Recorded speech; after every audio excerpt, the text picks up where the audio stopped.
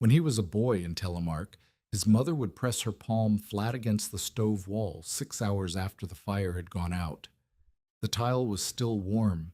He remembered the smell of birch ash and wet wool, the sound of the damper closing with 2 fingers, and the way the heat came through the stone as though something alive were breathing behind it. She told him once, on a January morning when frost coated the windows and his breath hung in the air between them, "The fire is not the heat. The stone is the heat." He had not thought about those words in 15 years. Now he was on the Dakota prairie with a child, a broken stove, and enough wood to last 6 days. November of 1886 had already taken one life from Oddman Brecka before the first real storm arrived. His ox dropped in the traces on a Tuesday morning in October, legs folding without sound, and with that single collapse, the entire winter calculation changed. He had filed his claim west of the Red River Valley the previous spring, after 2 seasons swinging a flail for a threshing crew that paid in scrip and promises. The homestead was marginal land, a 10 by 12-foot frame shanty on open prairie with no tree line closer than the River Cottonwoods 3 miles south. He had planned to haul cordwood before freeze-up. The ox was the plan. Now the ox was a carcass stiffening in the dirt, and the hired teamster who might have replaced it sent word through a neighbor that the early snow had buried the south trail and he would not come. Oddman stood in the doorway of the shanty and counted what he had. 9 large oak splits stacked against the east wall, 2 bundles of twisted hay, 1 sack of dry corn cobs, a nail keg half filled with broken coal, and clinker swept from the blacksmith's yard in town, offered not as charity but as payment for 3 days of fence work Oddman had done in September. He counted them again, because counting them once had produced a number he did not believe. A man with a working stove, a tight cabin, and no wind could stretch that pile perhaps 10 days. Oddman's cabin was not tight.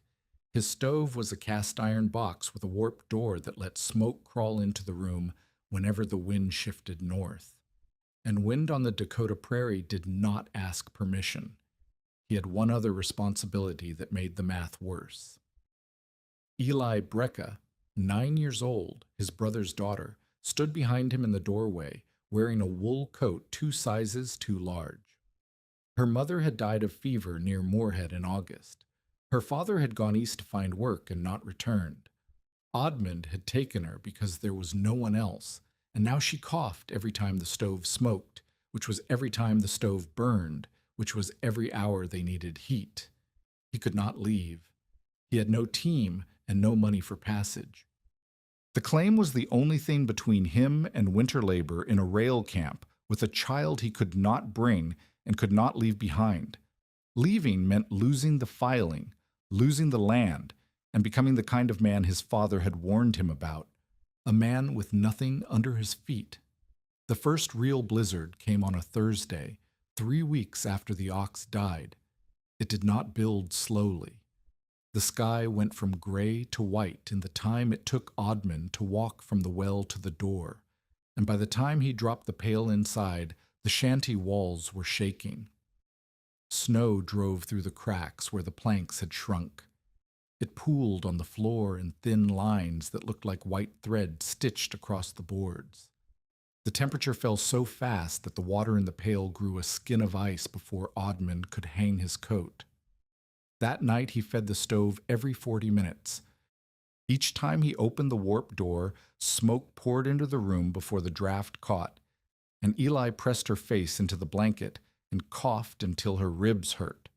By morning he had burned through 2 of the 9 oak splits and 1 bundle of hay, and the cabin was still cold enough that frost furred the nail heads on the inside walls. He did the arithmetic on the back of a feed receipt. At this rate, the wood would last 6 days. The hay and cobs might add 2 more. After that, he would be burning the table, the shelf boards, and the door frame, and when those were gone, the walls themselves, and when the walls were gone, there would be nothing left to burn and nothing left to shelter behind. He had 8 days. Winter had 5 months. The man who arrived on the 4th day of the storm was not expected and not welcome. Levi Poole drove a heavy sleigh behind a draft horse, whose breath froze in twin plumes that shattered against its chest.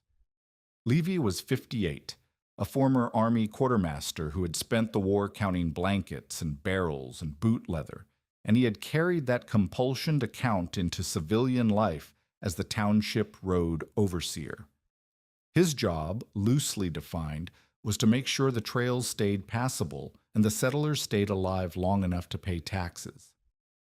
He took the second part seriously because dead homesteaders meant abandoned claims, and abandoned claims meant less assessed value, and less assessed value meant Levi had to explain himself at the county seat. He tied the horse to the shanty's corner post and came inside without knocking.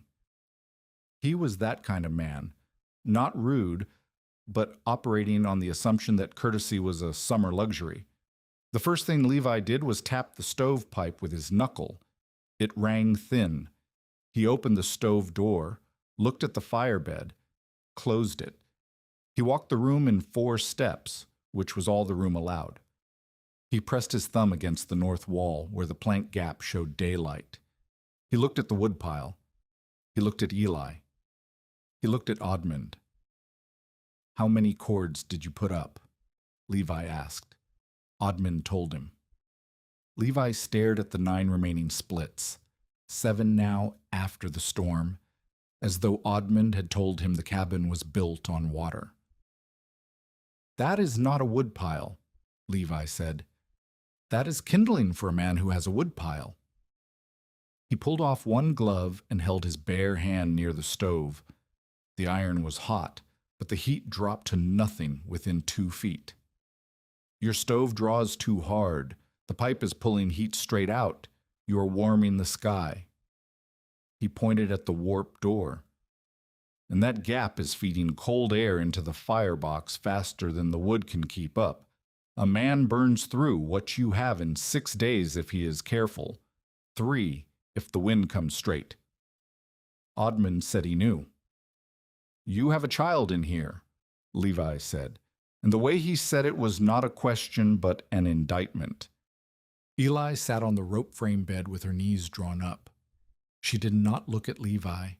She looked at the stove door, watching smoke curl through the warp gap, and she held her breath until the draft steadied and the smoke thinned. Levi walked back to the woodpile. He counted the splits by touching each one. 7 oak, the hay bundles, the cobs, the keg of coal scrap. He did not count them quickly. He counted them the way a man counts money he already knows is short. "I will tell you what I tell every man in your position," Levi said. "You are not being brave. You're being slow. Brave is hauling 12 cords in September. Slow is standing here in November with 7 sticks and a sick child." Oddmund said nothing. "The only man I know who might buy this claim quick enough to matter is Milo Satterlee," Levi said.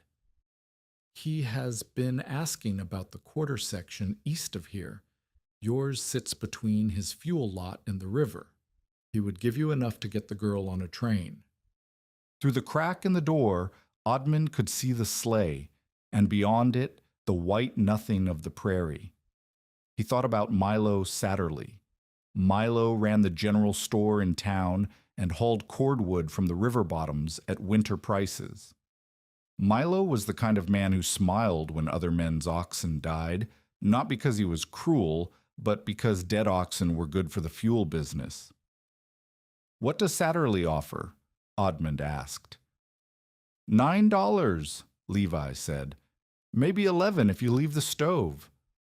The claim had cost Oddmund 2 seasons of threshing, a filing fee, and every cent he had carried west from Minnesota. $11 would not buy train fare and a month's board for both of them.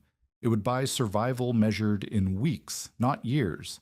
And after those weeks, he would be exactly what the frontier made of men without land: a body for hire, aging faster than the calendar, with a child who belonged nowhere. "No," Odmund said. Levi pulled his glove back on. "Then I will come check on you when the next storm breaks," he said. "If it breaks." He paused at the door. "I have seen men freeze with wood still stacked outside because the stove could not hold the heat, and the man could not stay awake to feed it. The cold does not care how stubborn you are." He left. The draft from the open door scattered ash across the floor. Eli coughed twice, then stopped. Odmund closed the door and looked at the 7 splits. 7 splits, 2 bundles of hay, 1 sack of cobs, a keg of scrap. He had heard everything Levi said, and he knew Levi was right about the stove. The stove was the problem, not just because the door warped or the pipe drew too hard. The stove was the problem because it was designed to eat wood the way a bonfire eats wood, fast, hot, and wasteful. It turned oak into ash and sent half the heat up the chimney as hot draft. The room got warm only when the fire roared. And the fire could only roar if Odmund fed it, and Odmund could not feed it every 40 minutes for 5 months. He needed a different kind of fire.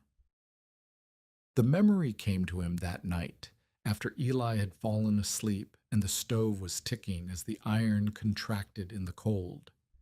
He was lying on the floor, wrapped in his coat and a horse blanket, watching the orange line where the warped door let firelight through, and he was thinking about his mother. In Telemark, the house had a masonry stove built into the wall between the kitchen and the front room. It was not beautiful. It was plastered stone and clay tile, squat and heavy, and it took up space that his father complained about every spring when the stove sat cold and useless. But in winter, his mother loved that stove the way some women love jewelry. She fed it twice a day, a hard, fast burn of birch in the morning and another in the evening. She closed the damper after each burn with 2 fingers, and the stove held heat for hours. The walls stayed warm long after the flame was ash. Odmund remembered pressing his cheek against the tile and feeling warmth come through, as though the stone were alive. He remembered his mother placing her palm flat against that wall one January morning, 6 hours after the fire had gone out. The tile was still warm. She'd looked at him and said something he had not thought about in 15 years. The fire is not the heat. The stone is the heat. The fire is just the beginning. He sat up in the dark. The problem was not that he had too little wood. The problem was that his stove wasted what wood he had. The cast iron box burned hot, but iron does not hold heat. It radiates fast and cools fast. The chimney drew hard, which meant the hot gases, the part of the fire that should have been warming the room, were being sucked up the pipe and thrown into the sky. Half the energy in each oak split was leaving as smoke and hot draft before the room could capture it. His mother's stove did not work that way. The fire burned hot, yes, but the gases traveled through a long path inside the masonry before reaching the chimney. The stone walls absorbed the heat and released it slowly.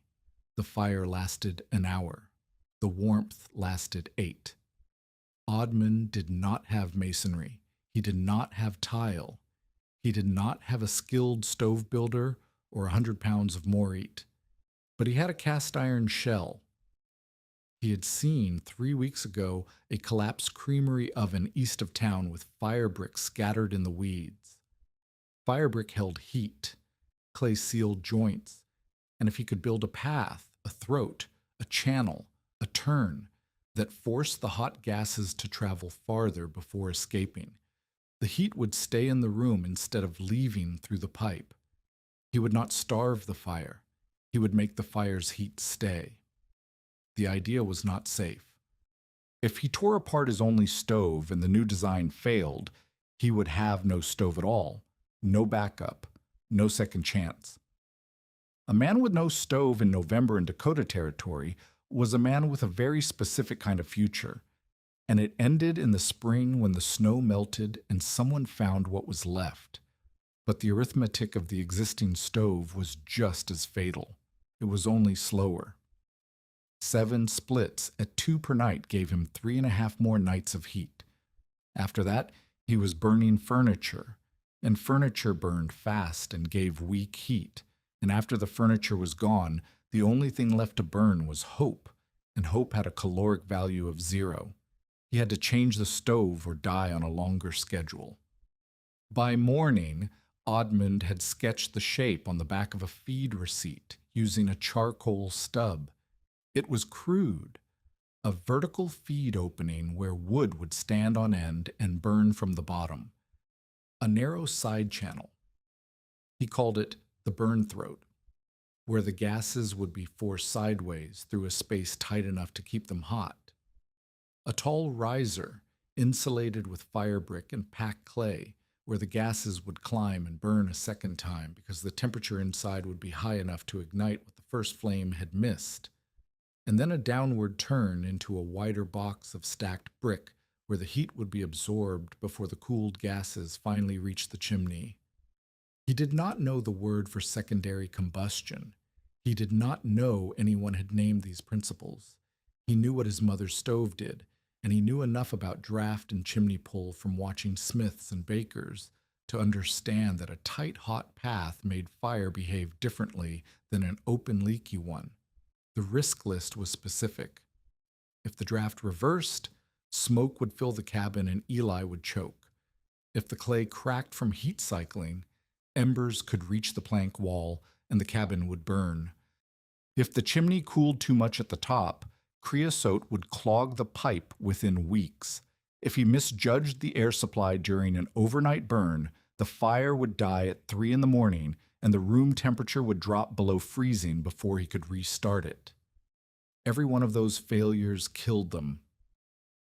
He told Eli what he was going to do. She looked at the stove, the only source of warmth she had known for weeks, and she asked him a question that hit harder than Levi Poole's arithmetic. What if it does not work? He did not have an answer. He said, "Then we will be cold for a little while before I fix it."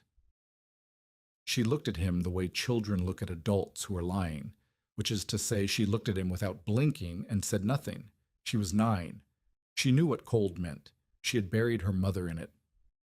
Peder Kvamme arrived the next afternoon, stamping snow off his boots and carrying a clay jug of buttermilk that was half frozen. Peder was 40, thick through the chest and cautious by nature, a Norwegian farmer who had been in Dakota 3 years longer than Oddmund and had survived by never doing anything unusual. His woodpile held 14 cords. His stove was a proper cook stove with a working damper. He came not to help, but to see if the rumor was true. "They are saying you tore your stove apart," Peder said. "Not yet," Oddmund said. "Tomorrow." Peder looked at the sketch on the feed receipt. He turned it sideways. He turned it upside down. He set it on the table and pressed his thumbs against the lines as though he could feel the design through the charcoal. "You're building a chimney inside a stove," Peder said. "Chimneys carry heat out. That is what chimneys do." "A straight chimney carries heat out," Oddmund said. "A chimney with turns holds heat in." Peder shook his head. "I have seen men try clever things with stoves. One man in Fargo packed his pipe with river rock and burned his house. Another built a double wall around his flue, and the creosote caught, and he lost the roof." "Those men were slowing the fire," Oddmund said. "I am not slowing it. I am making the fire burn hotter in a smaller space and forcing the heat through brick before it reaches the pipe." Peder set down the buttermilk. "What happens if the draft turns backward? Then we breathe smoke. What happens if the clay seam cracks over fire? Then I seal it or the cabin burns. And the girl?" Oddmund looked at Eli, who was sitting on the bed scraping frost off the inside of the window glass with her thumbnail, watching it melt and refreeze. "The girl dies if I do nothing. She dies if the stove stays the way it is. 7 splits do not last a week, and no one is coming with more. Peter was quiet. He was not hostile. He was the kind of man who worried about other men's families because he could imagine losing his own.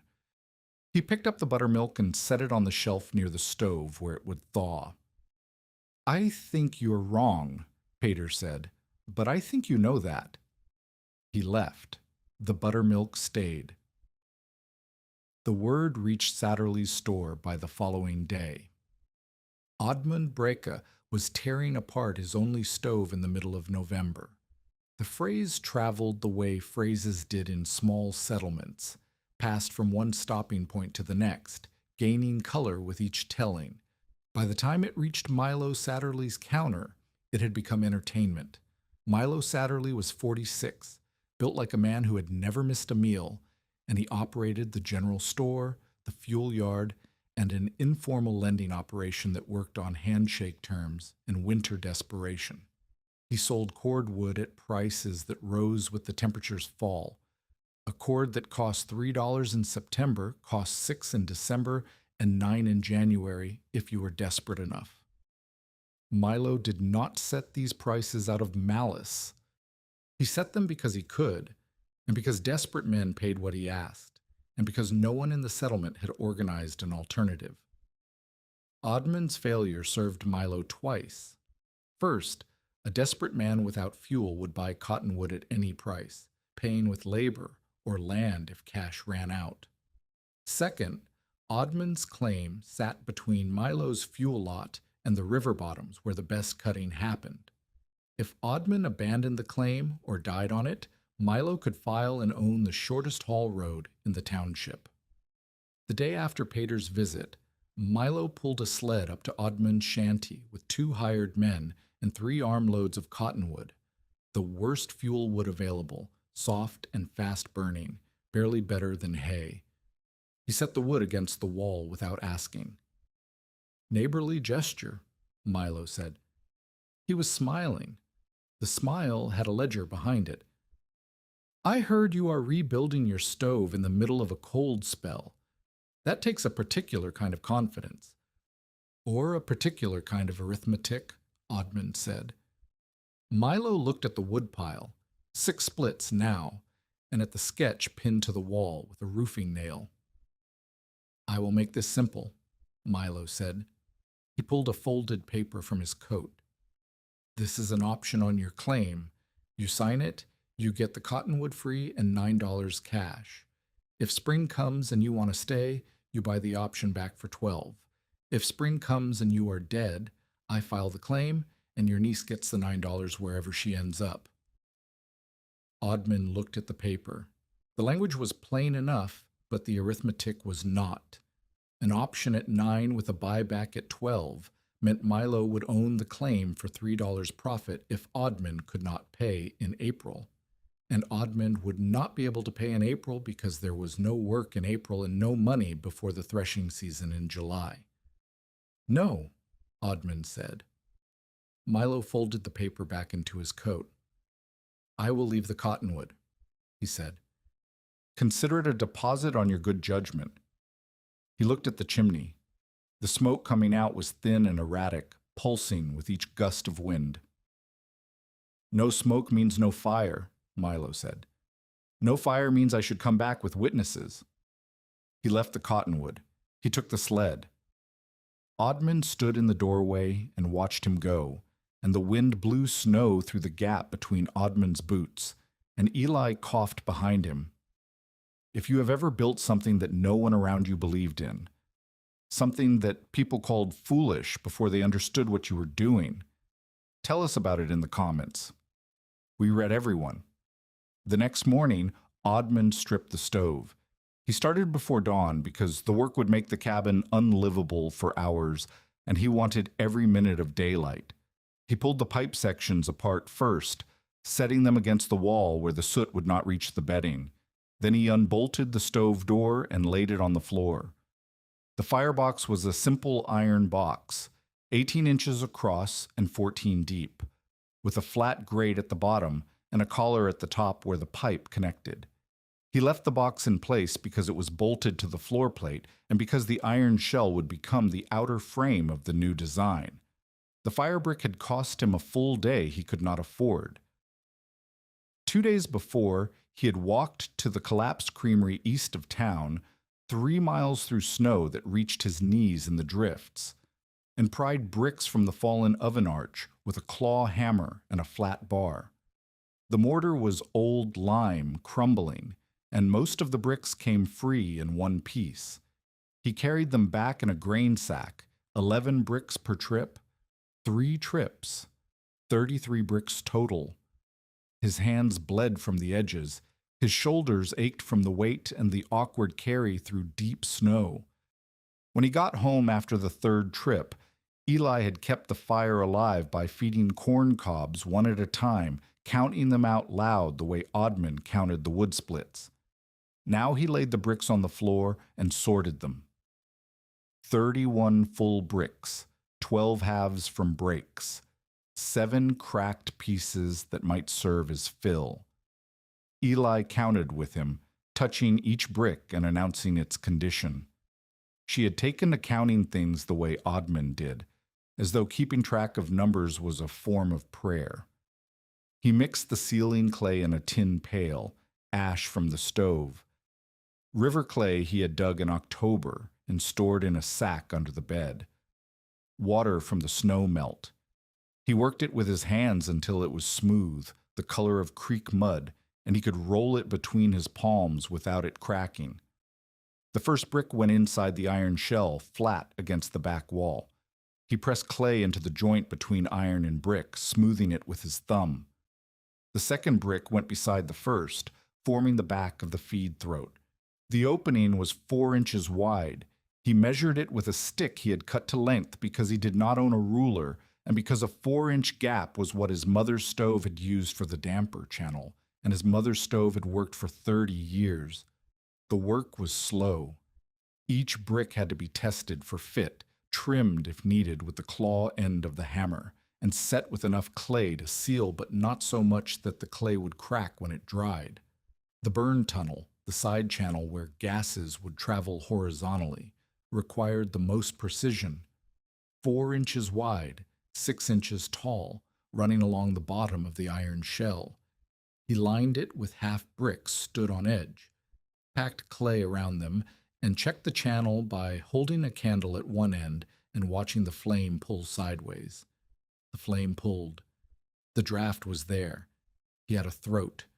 Outside, the wind had turned north.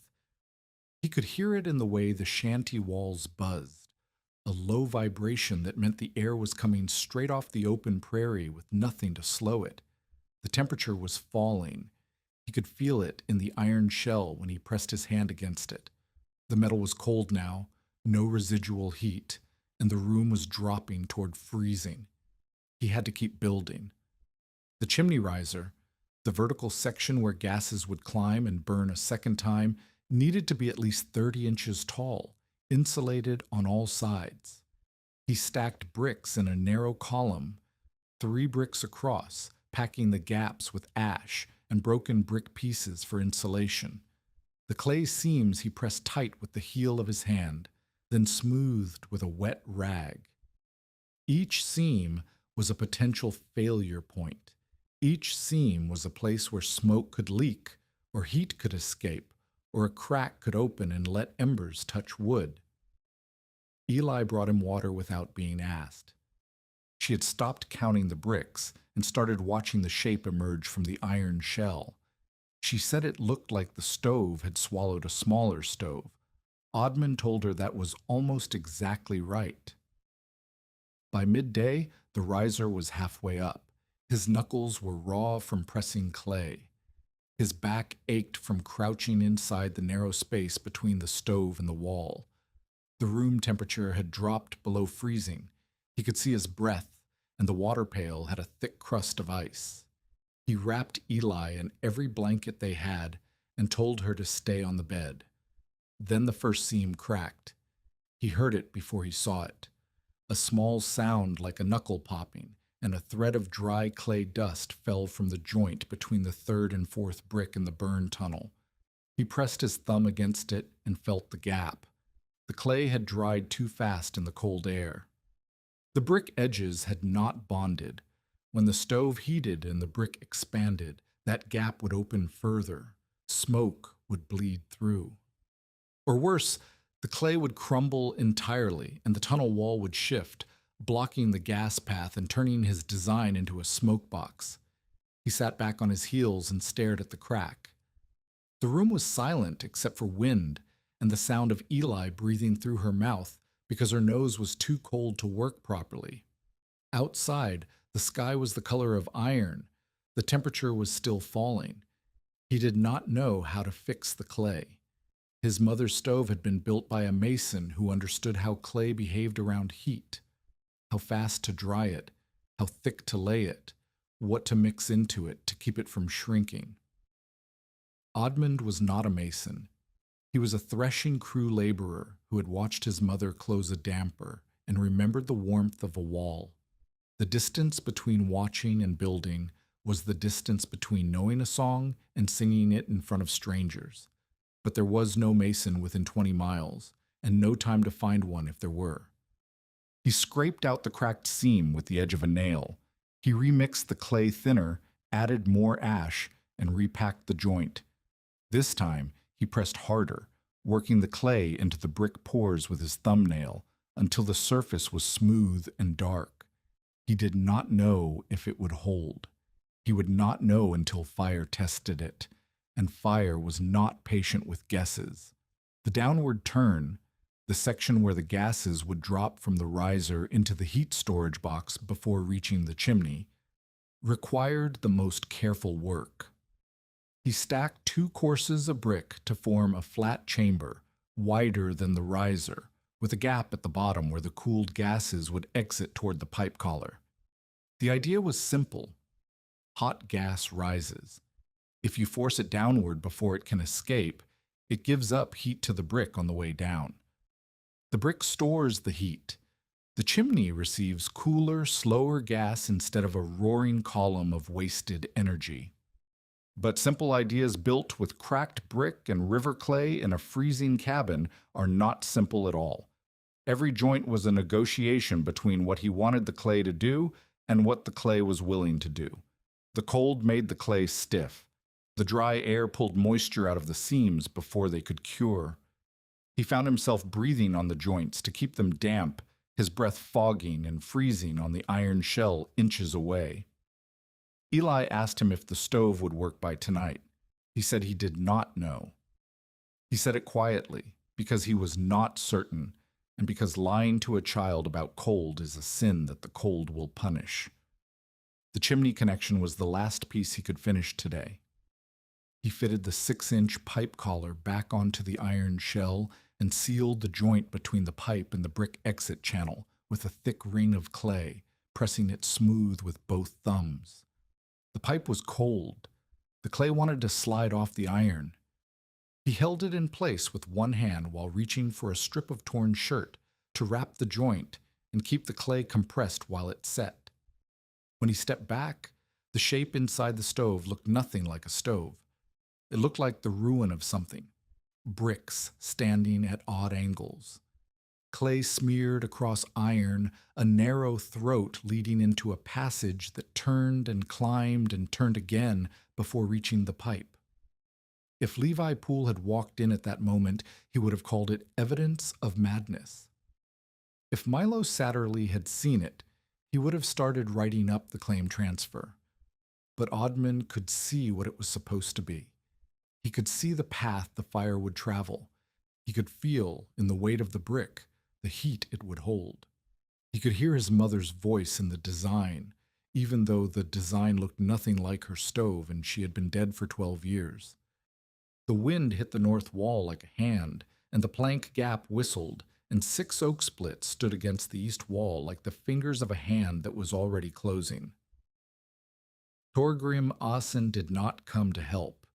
He came to correct a mistake. He appeared on the 6th day, when the riser was standing but the seams were still wet, and the downward turn had not yet been connected to the chimney collar.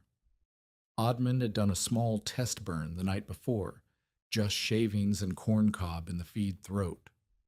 And the draft had pulled sideways the way he wanted, but smoke had leaked from 3 joints in the riser, and the clay around the burn tunnel entrance had already begun to flake where the heat cycled against it. Torgrim was 64, thin as a fence rail, with hands that looked too large for his body. He had been a stone mason in Wisconsin, building lime kilns and bake ovens for German farmers before moving west with his son, who had since died of typhoid, and left Torgrim alone on a quarter section. He farmed the way a man reads a book he does not enjoy, with discipline but no pleasure. He had heard about Oddmund's stove from Pater's wife, who had told it as a cautionary tale over a shared kettle, and he had walked 2 miles in snow to see it because he could not stop thinking about it. He did not knock. He pushed the door open, stamped his boots, and walked to the stove without greeting either Oddmund or Eli. He crouched in front of the iron shell and looked inside the way a doctor looks inside a throat. Tilted head, narrowed eyes, one finger tracing the brick line. He sniffed the clay. He tapped the riser with his knuckle and listened to the sound. Then he said, "You made the fire clever. You have not made the clay patient."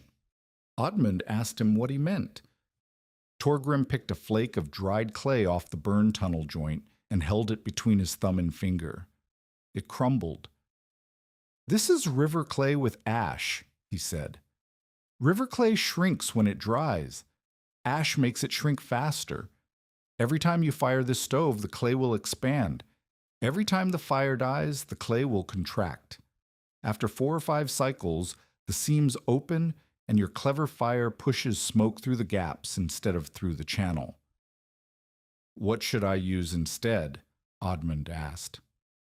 "The same clay," Torgrim said, "but you must teach it to move." He straightened up, and his knees cracked like the sound of a branch breaking under snow. "Sand, chopped horsehair. The sand gives the clay structure when it dries. The hair gives it something to hold on to when it shrinks. Mix them in equal parts with the clay. Add water until it feels like bread dough, and let each seam set for 6 hours before you fire. If you fire wet clay, the steam will blow the seam apart from inside." "As I do not have 6 hours," Oddmund said. "The room is below freezing." Torgrim looked at the room. He looked at Eli on the bed, bundled so deep in blankets that only her eyes showed. He looked at the 6 oak splits, 5 now, against the wall. He looked at the iron stove with its guts torn open and rebuilt in brick by a man who was not a mason. "Then we work fast and fire slow," Torgrim said. He did not ask to be invited. He took off his coat, folded it on the bed beside Eli, and knelt in front of the stove. From his own pockets, he produced a cloth bag of clean sand, a twist of horsehair cut into finger-length pieces, and a flat trowel the size of a man's palm, worn smooth at the edges from decades of use. These were not gifts he had brought for Oddmund. These were tools he carried the way other men carried knives, because he was a mason, and a mason without his tools was just an old man with opinions. Torgrim taught 3 things that first day, and each one changed the design from a guess into a structure. The first was clay tempering. He made Oddmund scrape out every seam he had laid, a task that took 2 hours and left Oddmund's fingertips raw and bleeding where the nails caught on brick edges. They remixed the clay with sand and horsehair in the tin pail, working it with their hands until the color shifted from dark mud to a lighter gray-brown, and the texture went from slick to gritty. Torgrim tested each batch by rolling a thin rope of clay and bending it around his finger. If it cracked, more water. If it sagged, more sand. When it bent without cracking and held its shape without drooping, he said one word: "Now." They relayed every joint. Torgrim's hands worked with a speed that did not look fast. It looked inevitable. He pressed the clay in with his thumbs, smoothed the surface with the flat trowel, and shaved the excess with the trowel's edge so that each seam was flush with the brick face. Oddman watched and copied. His seams were thicker and rougher, but Torgrim did not correct them unless they were wrong. Ugly holds heat the same as pretty, Torgrim said. Tight is what matters. The second lesson was the expansion gap. Where the iron shell met the brick, Oddman had pressed clay tight against both surfaces, trying to create a seal. Torgrim made him remove it. Iron and brick grow at different speeds when they heat, he said. Iron grows fast. Brick grows slow. If you lock them together, the iron will push the brick apart. He showed Oddman how to leave a finger-width gap between the iron and the outermost brick, filled with loose ash instead of clay. The ash would compress when the iron expanded and spring back when it cooled. A slip joint, Torgrim called it. Oddman thought of it as a joint that could breathe. The third lesson came late in the afternoon, when the light through the plank cracks had gone from white to gray, and the temperature outside had dropped enough that frost was forming on the inside of the door. Torgrim told Oddman to light the stove. Oddman said the clay was still wet in 3 seams. Torgrim said, "Not the new clay, the chimney." He pulled a twist of dry hay from the bundle against the wall, lit it with a match, and held the burning twist up inside the chimney pipe. The flame bent sideways, pulled by the cold draft, and thin smoke climbed the pipe. Torgrim held the twist there for nearly a minute, until the pipe was warm to the touch, and the draft had reversed from pulling cold air down to pulling warm air up. "A cold chimney pulls backward," Torgrim said. "You warm it first with a small burn at the top. Then the draft knows which direction to go. If you light the main fire before the chimney is warm, you will fill the room with smoke and the girl will cough and you will panic and open the door and lose all your heat." It was such a simple thing, a twist of hay and 1 minute of patience. But it was the difference between a stove that worked and a stove that smoked, and Oddman would not have known it if Torgrim had not been there to show him. "How did you know to come?" Oddman asked. Torgrim looked at the stove. "Because you already solved the hard part," he said. "The direction of the draft. That is the part most men cannot see. The clay is just craft. The draft is understanding." He paused. "My son would have liked your stove. He did not like mine. He thought stones were for walls, not for fires. He was wrong, but he was my son, so I could not tell him." It was the most Torgrim had said about his son, and it would be nearly the most he ever said. The next 3 days followed a pattern that felt like building a boat in a rising river. Each morning, Oddman checked the seams. Each afternoon, he and Torgrim set another section.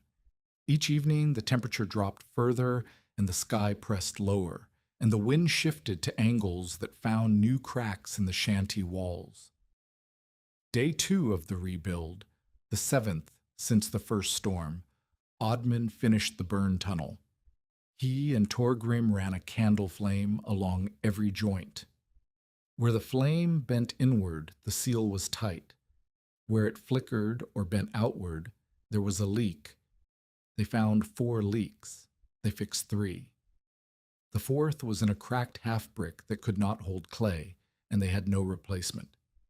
Torgrim chipped the crack wider with a nail, packed it with ash clay horsehair mix, and said it would hold for 1 season if Oddman never let the fire race. "Hungry, not frantic," Torgrim said. "A hungry fire burns clean. A frantic fire burns everything, including your joints." Oddman wrote those words on the wall in charcoal beside his first sketch. Hungry, not frantic. Day 3, the 8th, the heat riser reached full height. 30 inches of stacked brick with ash insulation packed into every gap. Torgrim made Oddman close the feed door while they tested the draw by holding a strip of paper at the throat entrance. The paper snapped inward and vibrated. The draft was pulling hard. Too hard, Torgrim said. He adjusted the air gap at the base of the feed throat, a half-inch opening between two bricks, by sliding a flat stone partway across it. The paper strip steadied. The draft slowed to a firm, constant pull. That stone is your damper, Torgrim said. Push it in to slow the burn. Pull it out to feed the fire. Do not remove it entirely unless you are starting from cold. A wide-open draft will burn your fuel in half the time and crack your riser seams from thermal shock. That afternoon, Peter Kvama came by. He did not stay long. He looked at the stove, shook his head, and left. But leaning against the wall outside the door when Oddman checked later were two cracked creamery bricks and a short length of discarded stovepipe. Peter had said nothing about them. He had said nothing about anything. But the bricks were there, and they fit the gap in the heat box where Oddmund had been using a piece of flat stone as a stopgap. Day 4, the 9th. The wind turned north and stayed. The temperature dropped below 0. Oddman could feel it in the iron. The metal burned cold against his skin when he touched it. A sensation like touching hot metal in reverse. The water pail froze solid overnight, and in the morning Eli could not open her eyes because frost had sealed her lashes. Oddman melted snow in his palms and wiped her face, and she looked up at him and said, "It is very cold." She was not complaining. She was informing him the way a lookout reports weather. She had learned that stating facts was more useful than crying, and the fact she stated was that the cabin was no longer survivable without fire. Only 5 oak splits remained. Torgrim came that morning and helped Oddman finish the heat box, the final chamber where gases would turn downward and surrender their heat to brick before exiting through the chimney. 2 courses of brick sealed tight, with the exit channel at the bottom connecting to the pipe collar. Torgrim tested every seam with his trowel edge. He found one soft spot, dug it out, repacked it. He pressed his ear against the brick face and asked Oddman to blow into the feed throat. He listened. "The path is clear," Torgrim said. "It will draw." "Will it hold heat?" Oddman asked. "The brick will hold heat," Torgrim said. "The question is whether your clay will hold the brick." He stood and looked at the structure, the stove with its iron shell and its brick interior, and its narrow throat and its tall riser and its double-turn gas path. It looked crude. It looked like something a man built because he had no choice, which was exactly what it was. "Fire it tonight," Torgrim said. "Warm the chimney first. Start with shavings. Build to a quarter split. Watch the seams. If smoke leaks, mark the spot and fix it in the morning. If the brick face is warm after 2 hours, you have something." The first controlled burn was not triumphant. It was frightening. Oddman warmed the chimney with a hay twist the way Torgrim had shown him. The draft reversed in 40 seconds. He fed shavings into the throat and lit them from below. The flame caught and pulled sideways into the burn tunnel with a sound he had never heard a fire make, a hard, steady rushing like wind through a narrow canyon. Eli, sitting on the bed with her blanket pulled to her chin, said the stove was breathing. He fed a quarter split of oak, standing it upright in the feed throat so it would burn from the bottom. The flame wrapped around the base and climbed.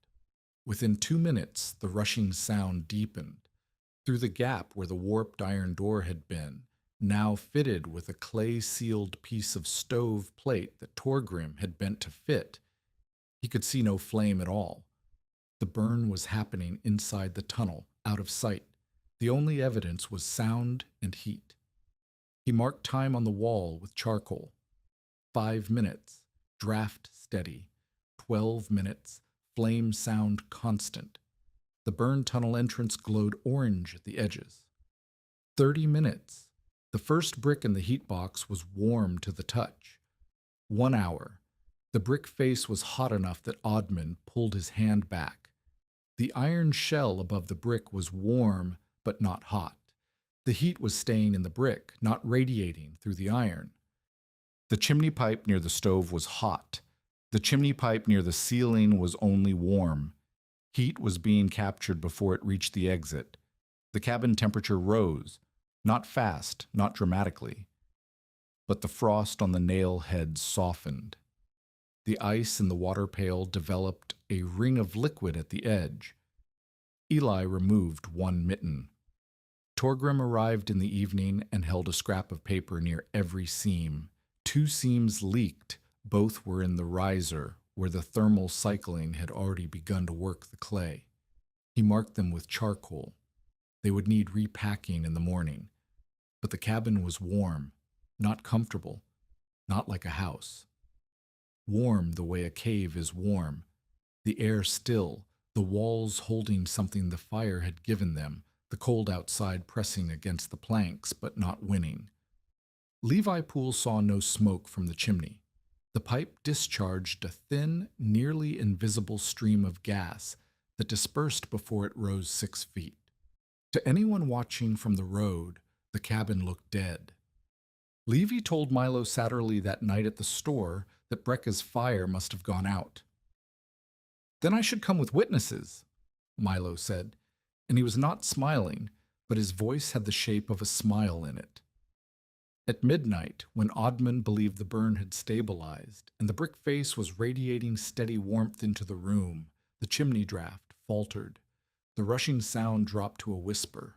A thin line of smoke crept from the upper riser seam and stained the clay dark. Eli smelled it before Odmund saw it. "It is leaking," she said. Odmund pressed his palm against the riser. Still hot. The draft had not died. It had slowed because the chimney pipe above the roof line had cooled enough in the wind to reduce the pull. He needed to increase the temperature differential. He pulled the flat stone damper back a 1/4 inch, opening the air gap. The rush returned. The smoke line vanished. But the burn rate increased. The oak split was feeding faster now, and faster meant shorter, and shorter meant he would need to reload sooner than he had planned. He sat on the floor beside the stove with his back against the wall and his coat over his legs. He did not sleep. He watched the brick face in the dark, feeling its warmth against his shoulder, listening to the sound of the fire he could not see. Eli slept. The wind pressed against the north wall. And somewhere inside the brick, the heat that should have escaped through the chimney hours ago was still there, still radiating, still keeping the room above freezing, but the seam was stained, and the second storm had not yet arrived. It came 2 days later, and it came the way catastrophe always comes on the prairie, with a silence first. The morning of the 11th day was calm. The sky was pale and high, and the wind had stopped entirely, which was not a comfort, but a warning. Odmund had seen this once before, in his first Dakota autumn, the air going still and the temperature dropping and the horizon darkening from the northwest like a curtain being drawn across a stage. Torgrim, who had lived through the winter of 1881 in Wisconsin, called it the breath before the shout.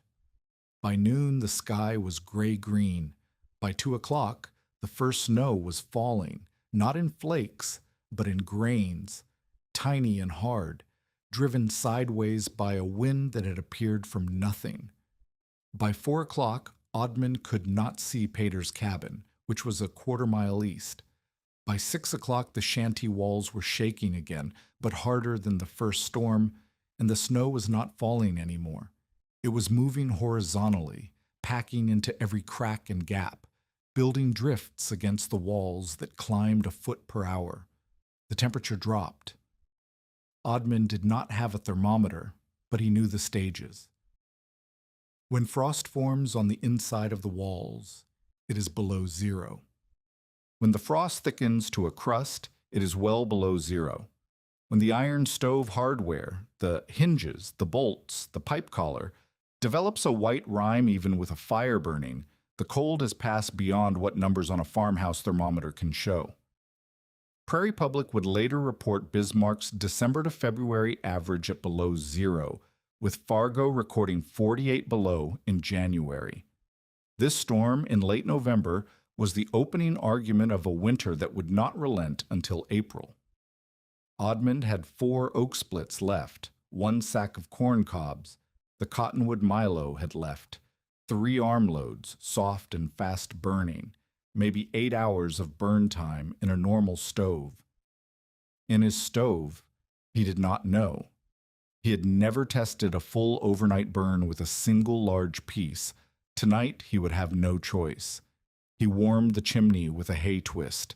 The draft took longer to reverse. The pipe was colder. The wind outside was fighting the draw. He held the burning twist for 2 full minutes until the pull was strong enough to bend the flames sideways. Then he fed shavings, then corncob pieces for body.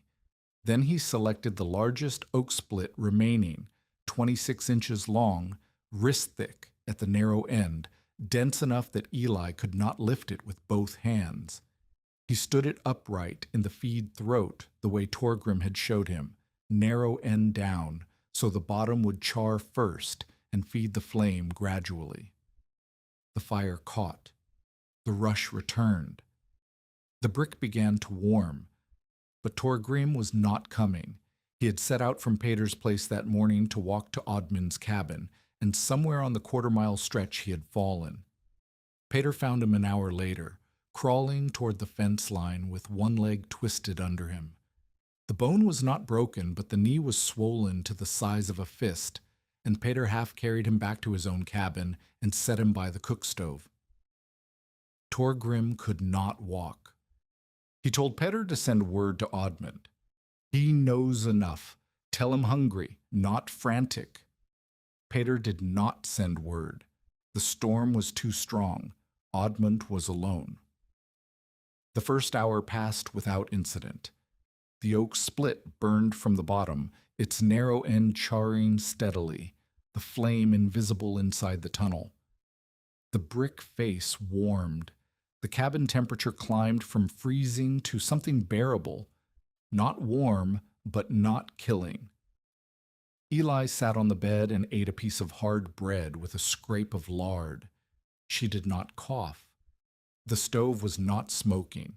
The fire she could not see was doing what Odmund had promised. The second hour. The rush sound deepened as the burn tunnel reached full temperature. Odmund held his hand near the brick face and felt steady heat radiating outward, the way his mother's stove had radiated. Not the sharp heat of iron, which came and went, but the slow, heavy heat of stone, which arrived late and stayed. The nail-head frost on the north wall was melting. Small drops of water ran down the planks. The third hour. The wind hit its full strength. The shanty walls flexed inward with each gust, and snow was coming through the plank gaps in fine streams that melted when they touched the floor near the stove and froze again 2 feet farther out. The temperature outside was dropping fast. Odmund could feel it in the wall boards. Press a hand against the north plank, and the cold came through like a burn. But the brick face held. The air near the stove was warm. The air near the walls was freezing. The cabin had become 2 rooms, one around the stove where life was possible, and one everywhere else where it was not. He checked the oak split. It had burned down 3 inches. At this rate, it would last 10 to 12 hours. Not the 18 he needed. He looked at the flat stone damper and remembered Torgrim's voice. He slid the stone inward, closing the air gap to a 1/4 inch. The rush dimmed. The burn slowed. The fire was hungry now, not frantic. The oak would last longer, but the heat output would drop. He was trading warmth for time, and both were worth dying for. The 6th hour. Someone knocked. Oddman opened the door, and the wind nearly tore it from his hand. Ragna Kvamme stood in the snow with her youngest child wrapped against her chest in a quilt. She was Peder's wife, and her face was red from cold and white from fear. Their stovepipe had iced over. Soot and frost had combined to block the flue, and when the fire kept burning, the cabin filled with smoke. She had tried to clear it. She could not. She had wrapped the child and walked through the storm because Oddman's cabin was closer than town, and because she had heard the stove inside was different. If you are invested in what happens next, if you need to see whether this stove can hold through the night with more lives depending on it, hit subscribe and stay with us, because the next hours change everything. Oddman pulled her inside. The child was crying, a thin sound that was more cold than fear. Eli took the baby and held it against her chest under the blankets. Ragna stood near the stove and pressed both hands against the brick face and did not speak for a long time. 3 people and an infant. The cabin was 10 by 12 feet. The stove had been built to keep 2 people alive. Oddman looked at the oak split. 6 inches burned. Maybe 8 hours remaining if the damper stayed tight. Maybe 6 if he opened it to push more heat into a room that now held twice the bodies and needed twice the warmth. He did not open the damper. The brick face was still radiating. He would trust the brick. The 9th hour. The door opened again, and this time Oddman did not open it. Levi Poole pushed through with Milo Satterley behind him, both of them crusted with ice, both of them breathing in the hard, short gasps of men who had been fighting wind for too long. They had been checking cabins on the south road when their team lost the trail. Levi's horse had stopped walking and refused to move. They had unhitched it and led it to Oddman's shanty because it was the closest structure visible in the whiteout, and because Levi remembered where it was. Milo had expected to find a corpse. He had rehearsed on the walk through the storm what he would say at the county office about the claim. He had expected the door to be drifted shut, and the cabin to be cold, and the stove to be dead, and the Norwegian and his niece to be stiff under their blankets. Instead, he walked into a room where a woman and 3 children sat near a brick wall that radiated heat, where the air was warm enough that his frozen beard began to drip, where there was no visible fire, and no smoke, and no roar of iron, and yet the cabin was warmer than his own store office 2 miles away. He did not speak. He stood near the wall and let the heat reach him. His hands shook as the warmth entered them, and the shaking was worse than the cold had been because the nerves were waking up. Levi Poole knelt beside the stove. He did not look at the brick face or the iron shell. He looked at the ash bed through the feed throat. He saw the oak split standing upright, its bottom half charred to a thin spine of black carbon, its top half still solid, still feeding. He looked at the chimney pipe, barely warm. He looked at the brick face, hot. He pressed his hand against it and held it there. "How long has this been burning?" Levi asked. 9 hours, Oddman said. 1 split.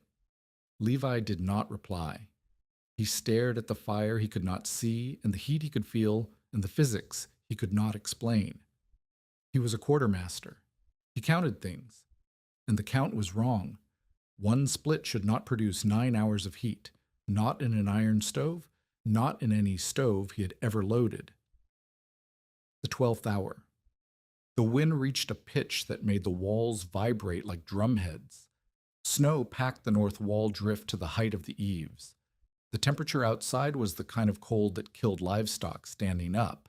An animal would simply stop, legs locked, ice forming in the lungs before the body fell. Inside, the brick face was still radiating.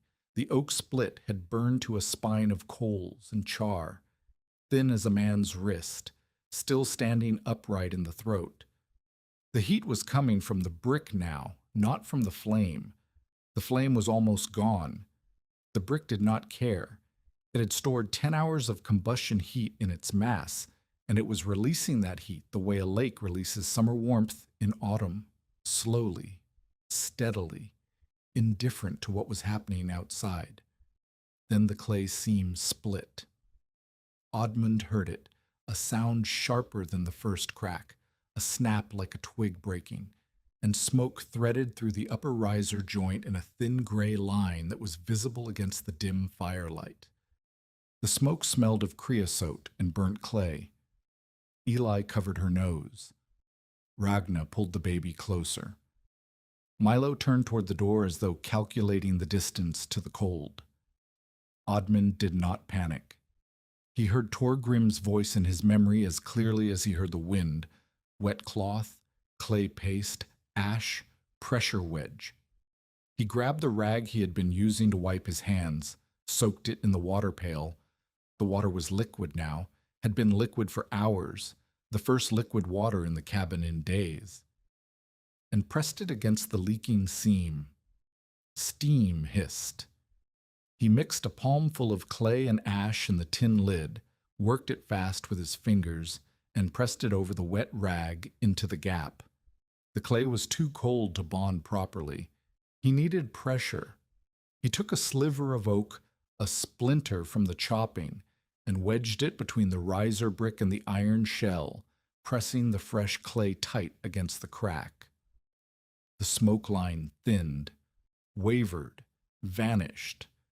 He held the wedge in place with his burned knuckles, burned from the clay that was still hot from the brick that was still hot from the fire, and he did not move for 15 minutes. The seam held.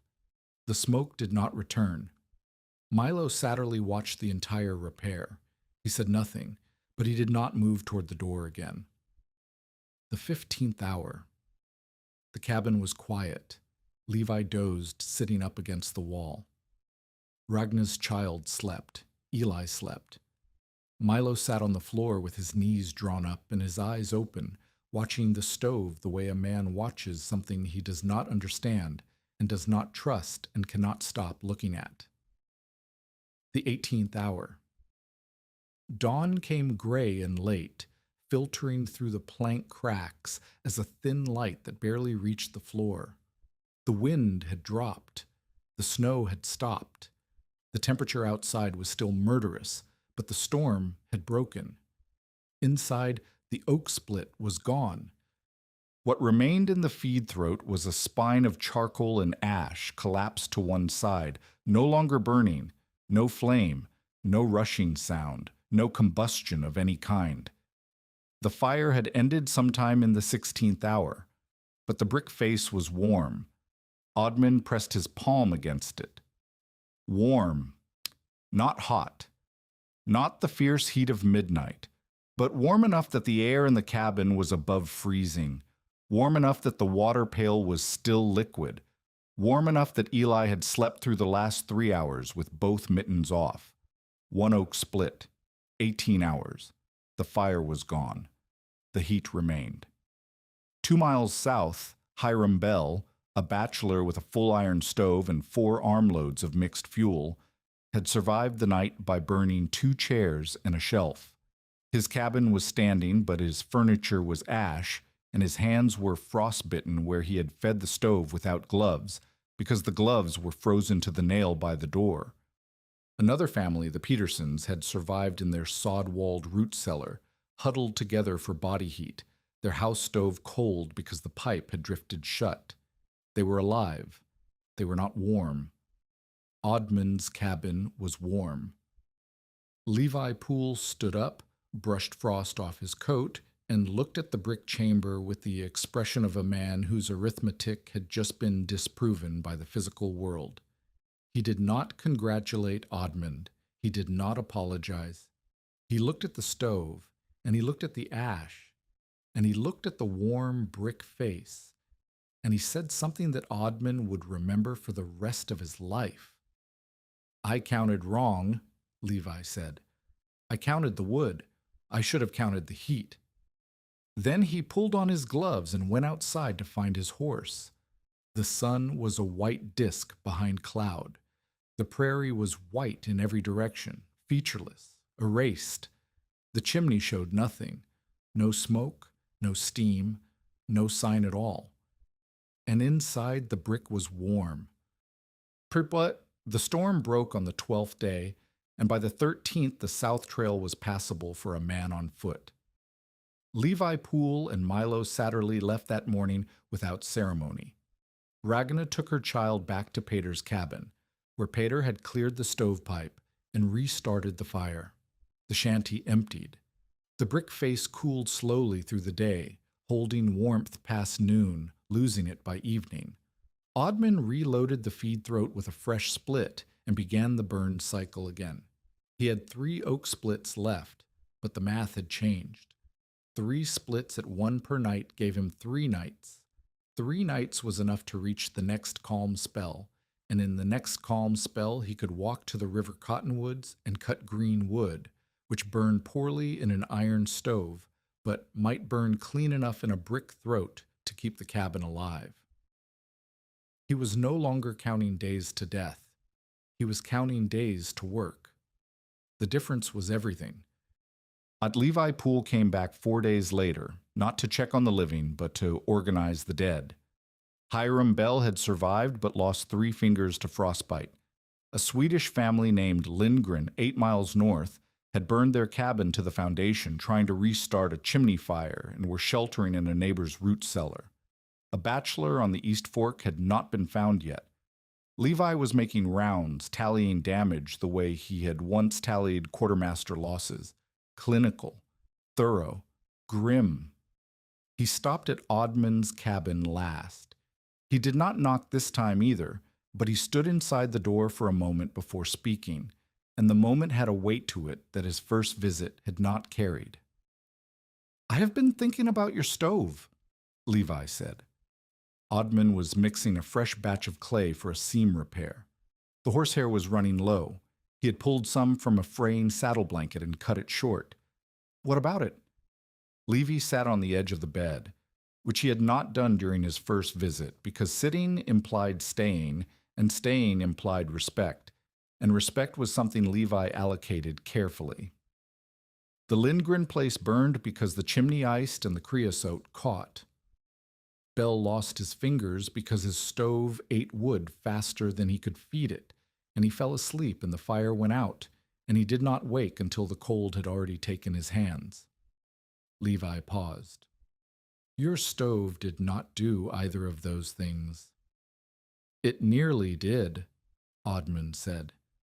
"The seam cracked. If I had been asleep, the smoke would have filled the room.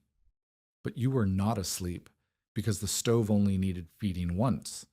You stayed awake for 1 loading instead of 8. That is the difference." Levi leaned forward. "How many could you build before the next bad stretch?"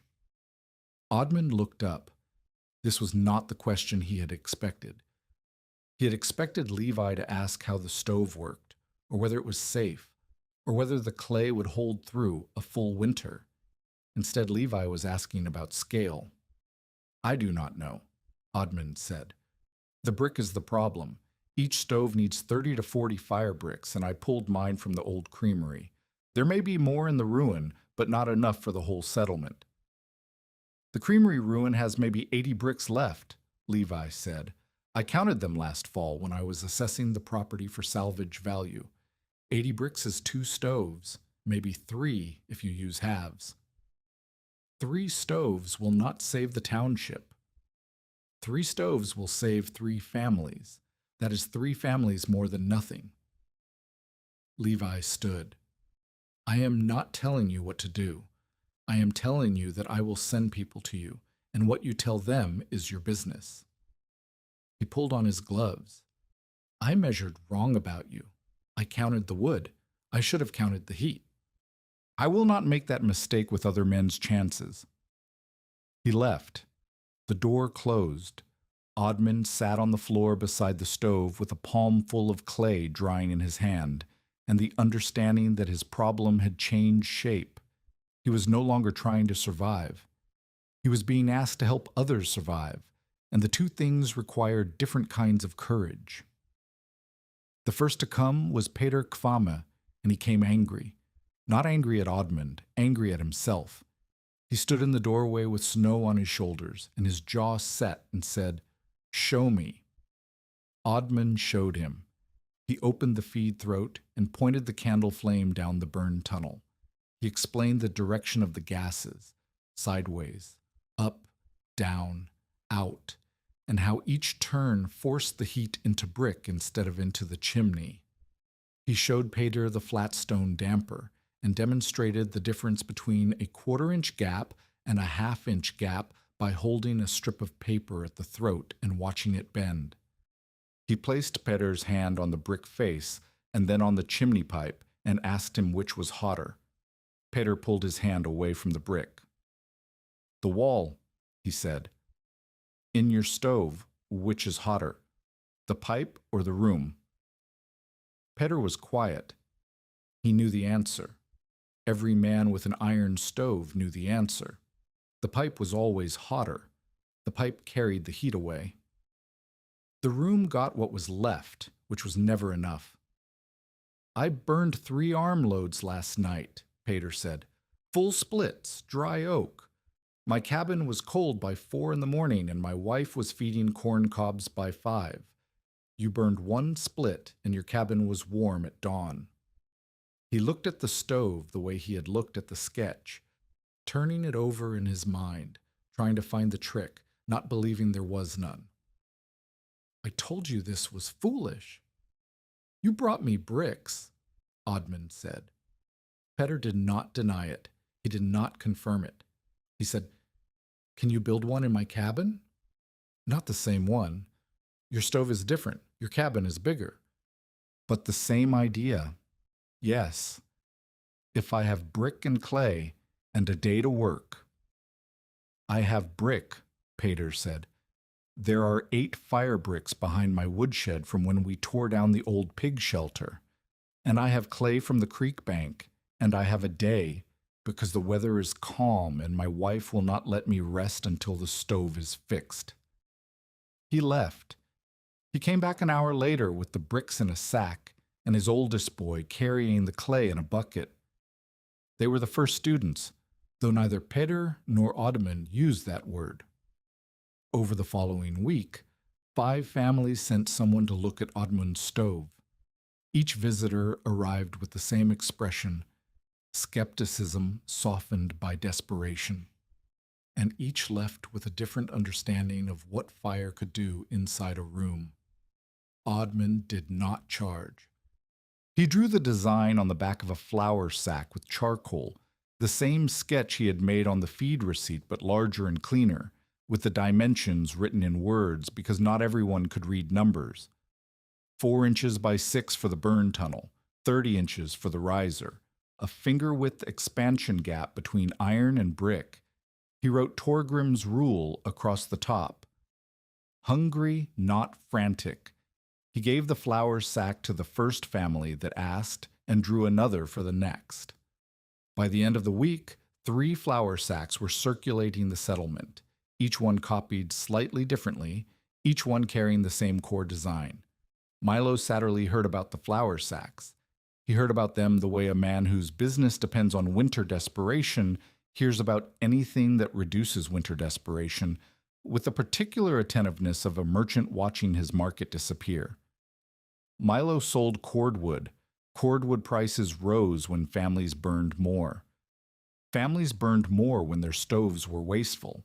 If the stoves became less wasteful, families would buy less wood, and Milo's winter revenue would shrink, and the leverage he held over homesteaders who paid in promises and land options would weaken. He did not confront Odmund directly, not yet. He was smarter than that. Instead, he did something more effective.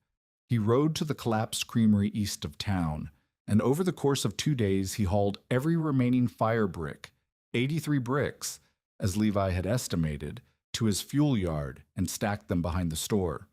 He did not post a price. He simply made them unavailable. When a farmer named Solheim came to ask about buying brick for a stove rebuild, Milo shook his head. "Those bricks are spoken for," Milo said. "A man in Bismarck wants them for an oven project. I'm holding them as a favor." There was no man in Bismarck. The brick sat behind the store, covered with a tarpaulin, while Milo waited for the market to correct itself, which is to say, waited for the cold to return and the desperation to rise, and the homesteaders to start buying cordwood again at prices that made January profitable. Oddmund heard about the bricks from Pater, who had heard it from Solheim, who was furious. But Oddmund did not go to Milo. He went to Torgrim. Torgrim's knee had healed enough for him to walk with a stick, but not enough for him to kneel, which meant he could no longer work at stove height.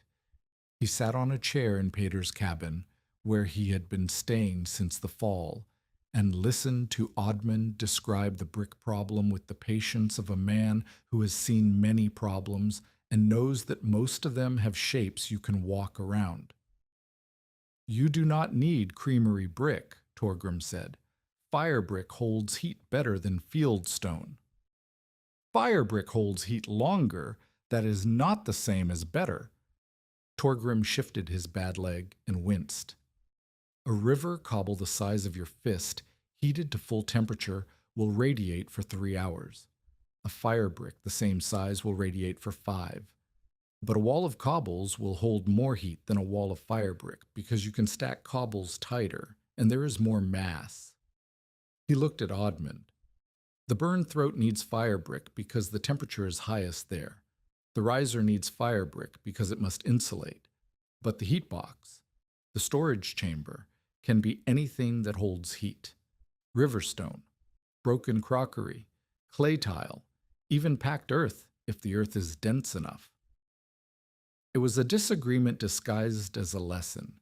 Torgrim wanted more mass. He always wanted more mass. He thought the solution to every heating problem was a heavier wall. Oddmund wanted faster draft. He thought the solution was a hotter, cleaner burn that extracted more energy from less fuel. They had argued about this 3 times already. Once during the build, once during the first test burn, and once over a cup of rye coffee at Pater's table, and each argument had ended the same way. Torgrim conceding that the draft was necessary, Oddmund conceding that the mass was necessary, and both of them sitting in silence for a while because admitting the other man was partially right is harder than admitting he is completely wrong. "If I build the heat box from Riverstone, I lose the tight seams," Oddmund said. "Cobbles do not stack flat. The gaps leak. Then you pack the gaps with clay and rubble, the same way we pack a lime kiln. A lime kiln does not cycle between freezing and 500 degrees every night." Torgrim smiled. It was the first time Oddmund had seen him smile, and it changed his face the way sunlight changes a plowed field. Suddenly you could see something growing in it.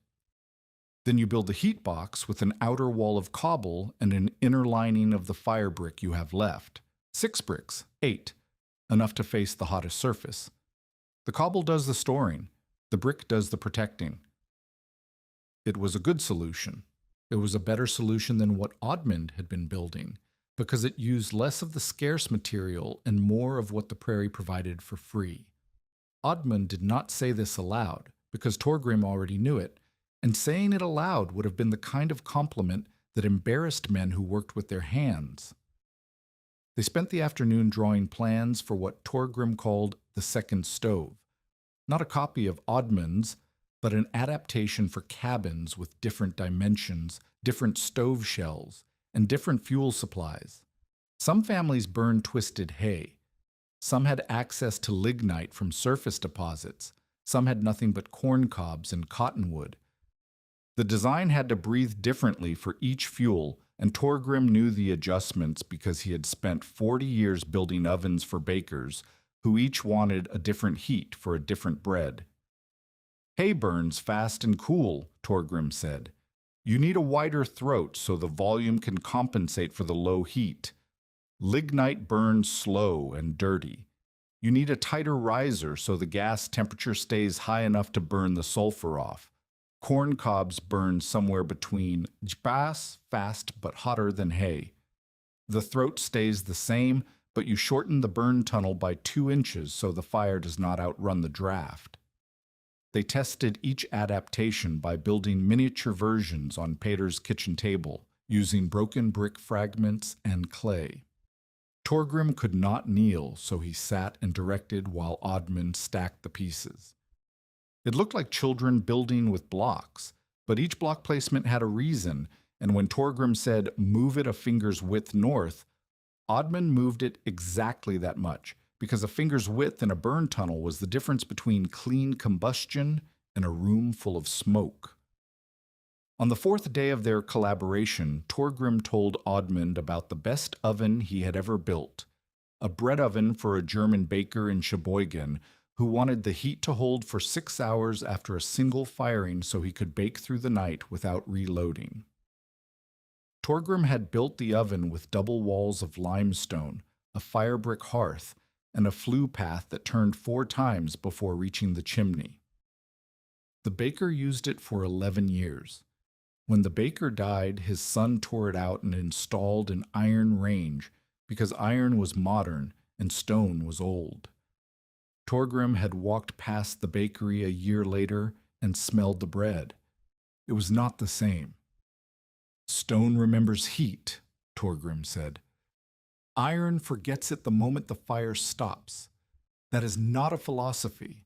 That is a measurement." It was the deepest their partnership ever went, and it lasted 6 days. On the 7th day, Torgrim did not come to Peter's door in the morning. Peter found him in the chair where he had been sitting the night before, leaning slightly to one side, his hands resting on his knees. His eyes were closed. His coat was buttoned. His mason's trowel was in his coat pocket, the way it always was. He had died sometime in the night, quietly, the way old men die when their bodies have simply finished. Peter sent his boy to fetch Oddmund. Oddmund walked the 1/4 mile in 10 minutes, which was fast for snow. He stood in Peter's doorway and looked at Torgrim in the chair and did not enter the room for a long time. The cabin smelled like rye coffee and damp wool and the mineral sharpness of clay. Torgrim's smell, the smell of a man who had spent his life with his hands in the earth. Oddmund crossed the room and pressed his palm against the wall beside Torgrim's chair. The wall was warm. Peter's stove, still iron, still wasteful, but fed generously, had been burning all night, and the warmth had soaked into the plaster and the planks and the air. Torgrim had died warm. In Dakota in November, that was not nothing. It was close to everything. They buried him 2 days later in frozen ground that took Oddmund and Peter 4 hours to open with pickaxe and bar. The grave was shallow because the frost line was deep, and they mounted stones over it to keep the animals away. There was no minister. Peter said a prayer in Norwegian. Oddmund said nothing. He stood at the graveside with clay still under his fingernails from the morning's work, and the wind moved the dead grass on the prairie, and somewhere in the distance a crow called and did not call again. The trowel stayed in Oddmund's pocket from that day on. Norrie. The secondary crisis came 10 days after Torgrim's death, and it came in the form of children. The settlement schoolhouse was a 16 by 20 foot frame building 1 mile north of Satterley's store, heated by a sheet iron stove that had been donated by a church in Fargo and installed by a man who understood stoves the way most men understood them. Put the pipe through the roof and feed the fire. The stove worked in October and struggled in November and failed entirely in December when the temperature dropped below 0 for 7 consecutive days and the iron could not produce heat fast enough to overcome the losses through the walls, the floor, and the single-pane windows. Marit Vangen was the teacher. She was 30, born in Stavanger, educated through the normal school in Moorhead, and she had come to Dakota because the territory paid teachers in land credit, and she wanted land more than she wanted comfort. She was not the kind of woman who panicked. She kept attendance records in a ruled ledger. She tracked the weather each morning with a mercury thermometer mounted outside the window. She had watched the schoolhouse temperature drop from 52 degrees at morning assembly to 38 degrees by noon on the worst day. And she had moved the children's desk closer to the stove each hour until the desks were arranged in a semicircle so tight that the nearest students could feel their shirt fabric warming on the side that faced the iron. On the seventh day of the cold snap, the stovepipe froze. Not iced at the cap, frozen along a joint 4 feet above the stove collar, where condensation had accumulated inside the pipe over weeks and turned to ice during the overnight cold. The pipe blockage happened at 9 in the morning during arithmetic. The first sign was smoke curling from the pipe joint. The second sign was the room filling with a gray haze that smelled of creosote and soot. The third sign was 16 children coughing. Marit opened the door and the windows. The temperature inside dropped from 38 to below freezing in minutes. She closed the windows. The smoke continued. She tried to clear the pipe by running a wire through the joint from below, but the ice was too thick and the joint too high for her to reach effectively. She stood on the desk and managed to get the wire into the blockage, but the effort broke the pipe joint loose and now smoke poured freely from the gap between the pipe sections. She sent the oldest boy, 12 years old, fast on snowshoes, to the nearest cabin for help. That cabin was Peter Kvames. Peter came. He looked at the pipe, at the smoke, at the 16 children huddled near the dead stove in coats and scarves and mittens. He said, "I will get Brekka." Oddmund arrived within the hour. The schoolhouse was cold. The children were cold. Marit had organized them into groups of 4, each group sharing body heat under blankets brought from the supply shelf, and she was walking between the groups checking hands and ears for the white patches that meant frostbite was starting. She did not look frightened. She looked angry, the way competent people look when a system they depend on fails. "The pipe is broken at the joint," Marit said. "I cannot reconnect it without draining the ice, and I cannot drain the ice without fire, and I cannot build a fire without the pipe." Oddmund looked at the stove. It was a simple sheet iron box, lighter and thinner than his own, with a flat top and a front-loading door. The pipe was standard 6-inch, the same gauge as his. The joint that had failed was corroded where the condensation had been working on it for years. He could not build a full brick chamber in a schoolhouse in an hour. There was no firebrick, no clay prepared, no riser stack. But he could apply the principles that mattered most, the ones Torgrim had taught him, and the ones he had discovered on his own. He pulled the broken pipe section free. Ice fell out in chunks. He cleared the lower pipe with the wire Marit had been using, then cleared the upper section by building a small fire of paper scraps in a tin pail and holding the pail beneath the pipe opening so the heat would melt the blockage from below. The ice dripped, then flowed. Then the pipe was clear. He reconnected the joint using a strip of tin cut from a can lid, wrapped around the junction and crimped tight with pliers. Then he did the thing that mattered. He found 4 flat stones from the foundation rubble behind the schoolhouse. Each stone was roughly the size of a loaf of bread. He heated them on the stovetop for 30 minutes while the pipe draft restored and the fire began to pull.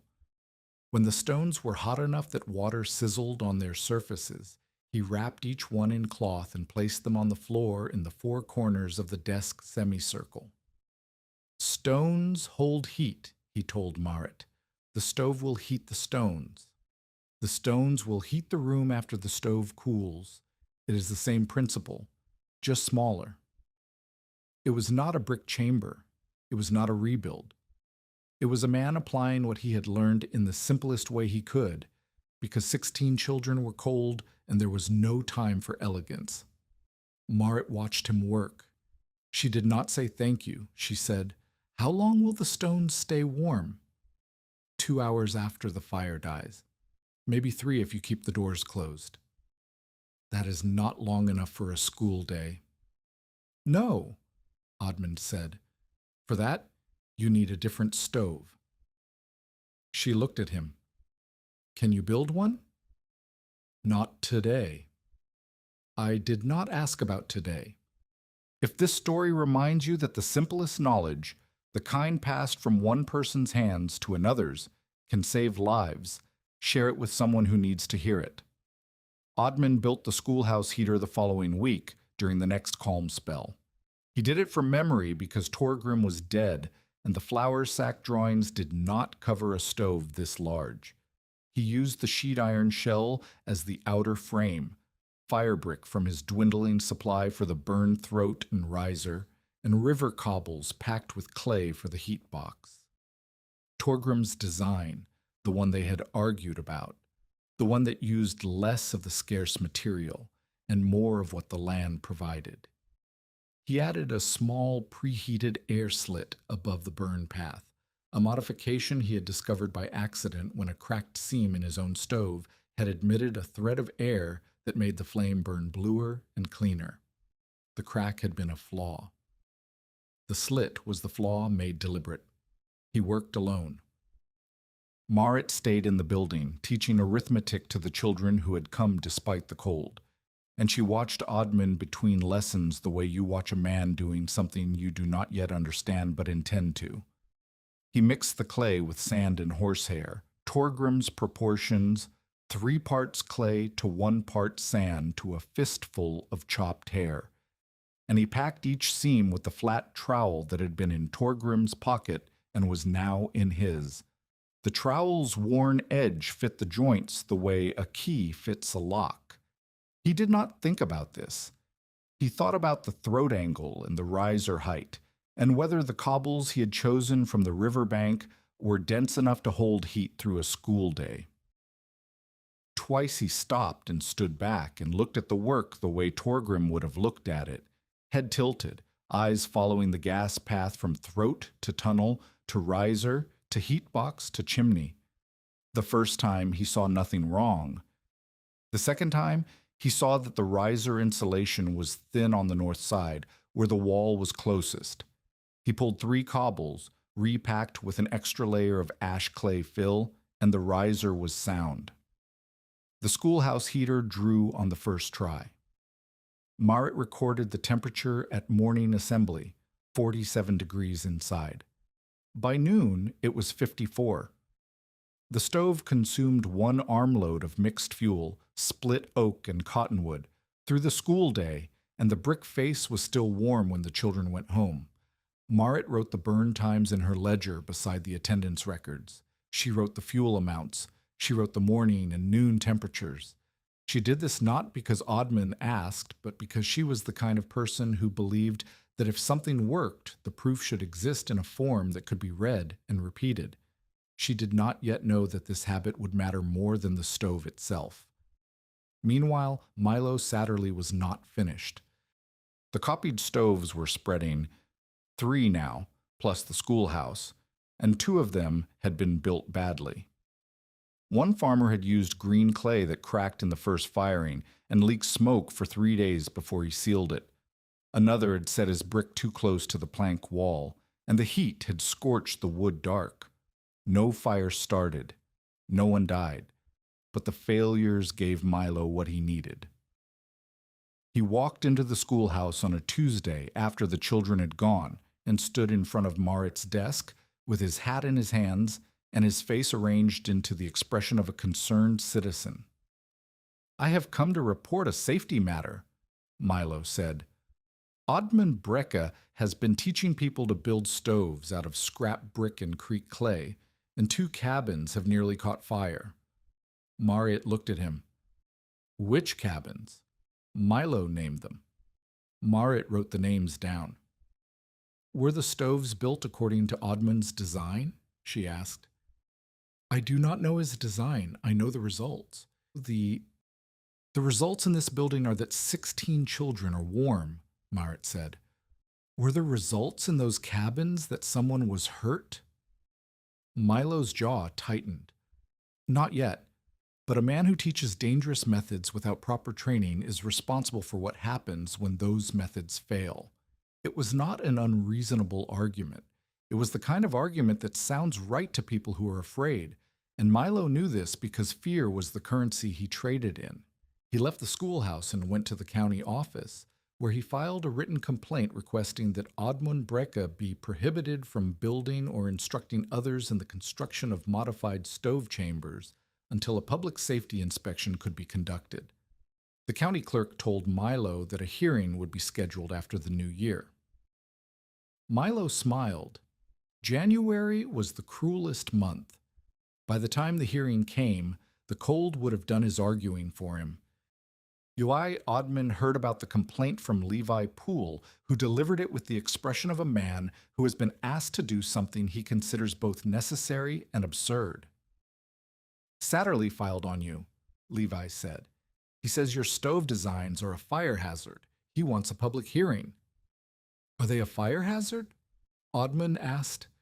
The ones built wrong are. The ones built right are not. That is the problem with teaching. Levi sat at Oddman's table and accepted a cup of rye coffee that was more hot water than rye, but was warm, and warm mattered. The county wants a demonstration. Build a small chamber, burn it in public, show it is safe. If it works, Satterley's complaint dies. If it does not work, or if you refuse, Satterley gets what he wants, and the brick stays behind his store. Oddman looked at the stove. The brick face was warm. The cabin was warm. Eli was asleep on the bed with both mittens off, the way she slept every night now, the way children sleep when they are not afraid of the cold. I will demonstrate, Oddman said. Good, Levi said. Do it right. Satterley is not stupid. He will bring the worst brick from the worst stove and wave it like a flag. You need to show the method and the rules. The method without the rules is what nearly burned those cabins. He left. The coffee sat on the table, half finished. Oddman picked it up, drank it, and felt the warmth go down. Outside, the prairie was white. The sky was the color of old tin. Somewhere behind Satterley's store, 83 firebricks sat under a tarpaulin, waiting for a market that Oddman was trying to make disappear. The hearing was set for January. The cold was already here, and the question had shifted again, not whether Oddman could survive, not whether the stove worked, but whether he could prove it to people who had reasons to want him to fail. The hearing was held on the second Tuesday of January in the schoolhouse because every adult in the settlement had already felt the heater work, and because the county clerk said it was the warmest public building within 10 miles. Milo Satterley objected to the location. He said it biased the proceedings.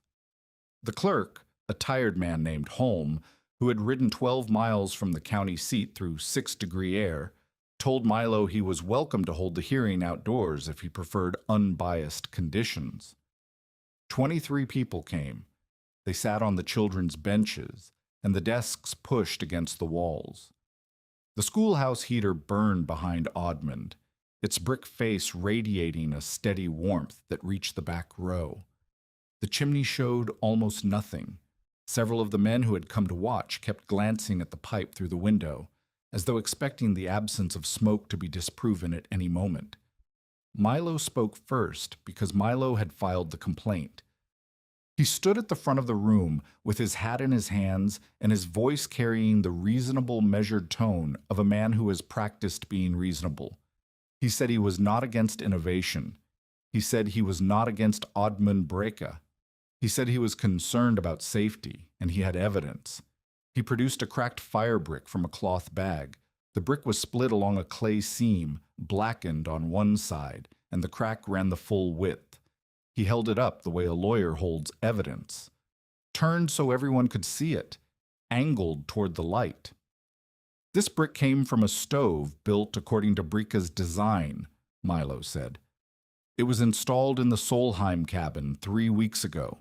Within 4 days, the clay cracked. Smoke entered the room, and the wall behind the stove was scorched dark enough to see from outside.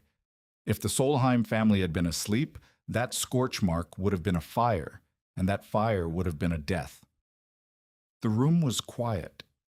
Milo set the brick on Merritt's desk and stepped back. He had made his case in 30 seconds, and it was a good case because the brick was real and the scorch mark was real and the fear in the room was real. Oddman stood. He did not pick up the brick. He did not look at Milo. He looked at the room, at Peter Kvame in the second row with his arms crossed, at Levi Poole standing against the back wall with his gloves still on, at Ragna Kvame holding her youngest, at Marit sitting behind her desk with her ledger open. "Milo is right," Oddmund said. The room shifted. People who had expected a fight leaned forward. People who had expected a defense looked confused. Milo's expression did not change, but his hands tightened on his hat. "That brick cracked because the man who built the stove used green clay without sand or horsehair," Oddmund said. "The clay shrank when it dried. The seam opened when it heated. The smoke came through the gap. I know this because I went to the Solheim cabin and looked. I fixed the seam. It took 20 minutes and a handful of tempered clay." He paused. "But the seam should not have cracked in the first place. It cracked because Solheim copied the design from a flour sack drawing that showed the shape but did not explain the rules. The shape without the rules is dangerous. Milo is right about that." Milo blinked. He had prepared for argument, not agreement. Agreement from the man he was trying to stop was harder to fight than defiance.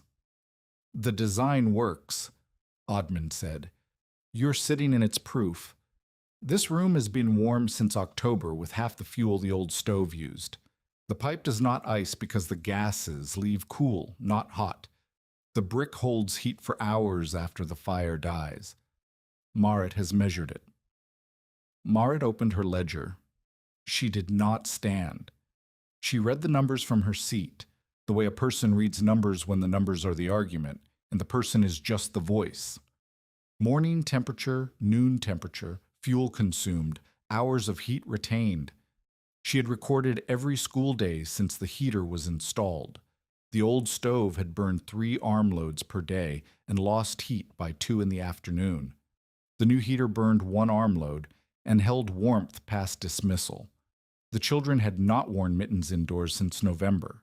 She read the numbers for 14 consecutive school days, and by the 8th day the pattern was so clear that even the men in the back row who distrusted numbers could see it. Less fuel, more heat, longer warmth. Ragna Kvame spoke from the 3rd row without being asked.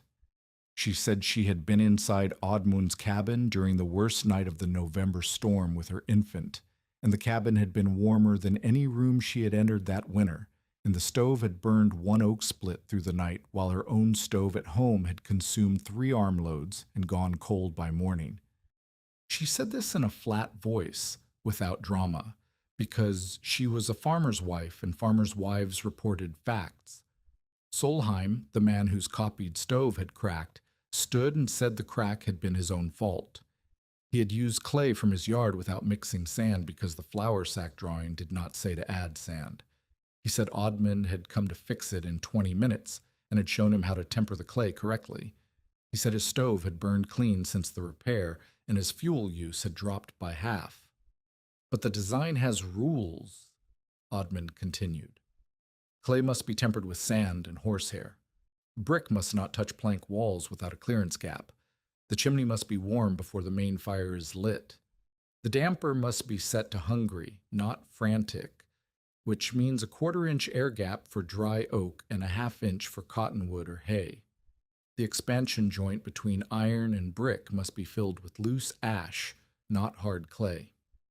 And the seams must be inspected after every 5th burn and repacked if they show any gap at all." He looked at Milo. "I taught the shape. I did not teach the rules. That was my mistake. It will not happen again." The room was quiet. Levi Poole pushed off the back wall and walked forward. He did not ask permission to speak. He was the township road overseer, which was not an authority that covered stoves, but it was an authority that covered keeping people alive through winter. and no one in the room was inclined to argue the distinction. "I have inspected every stove Brecka has built or supervised," Levi said. "4 stoves, plus this one." He tapped the schoolhouse heater with his knuckle, the same gesture he had used in Oddmund's cabin the first time, but the sound was different now, solid where it had once been thin. None of the stoves Brecka built himself have cracked, leaked, or scorched. The 2 that failed were copies made without instruction. The solution to bad copies is better instruction, not less of it. He looked at Milo. "I also counted the firebrick behind your store, Satterlee. 83 bricks under a tarp. You told Solheim they were spoken for by a man in Bismarck. There is no man in Bismarck. Those bricks were pulled from the creamery ruin on township land, and you have no deed to them and no sale contract from the county. If this hearing is about safety, then hoarding the materials that make the safe version possible is not safety. It is something else." Milo's face went the color of brick dust. He opened his mouth, closed it, opened it again. "I purchased those bricks in good faith," he said. "From whom?" Levi asked. Milo did not answer. The room waited. The schoolhouse heater ticked as the brick expanded, a small rhythmic sound like a clock counting something patient. The county clerk, Holm, who had been writing notes in a pocket ledger of his own, looked up. "I do not see grounds to prohibit the construction," he said. "I do see grounds to require that any new stove of this type be inspected by the road overseer before first firing. Is that acceptable?" Oddmund said it was. Levi said it was. Milo said nothing. He picked up his cracked brick from the desk, put it back in the cloth bag, and walked out of the schoolhouse. The door closed behind him. Cold air rushed in and was swallowed by the warmth of the brick face before it reached the second row. Oddmund built the demonstration chamber outside after the hearing, not because anyone demanded it, but because he wanted to. He used firebrick for the throat and riser, and river cobble for the heat box, the same hybrid design he had used for the schoolhouse, and he built it in the open air behind the building so anyone passing could watch. He started with damp hay. The fire smoked. The hay was wet from snow melt, and the burn tunnel could not maintain a temperature high enough for the gases to combust. Smoke poured from the chimney in gray clouds. He let it smoke for 2 minutes, then pulled the hay out and said loud enough for the crowd still milling outside, "No design saves wet fuel. No design saves a block draft. No design saves a man who does not clean his chimney or check his seams." Then he switched to dry split oak. He warmed the chimney with a hay twist. He opened the throat to full draft, let the flame catch, then closed the damper to a 1/4 inch. The rush sound started. The smoke thinned. Within 3 minutes, the chimney discharge was nearly invisible.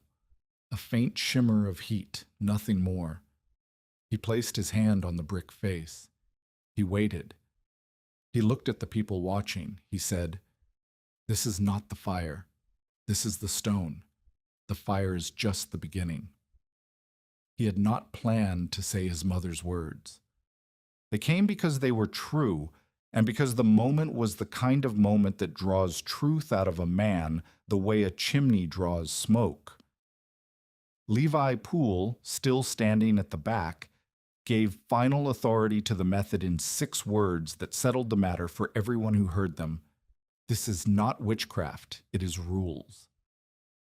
The bricks came out from behind Satterlee's store 3 weeks later, but not because Milo released them.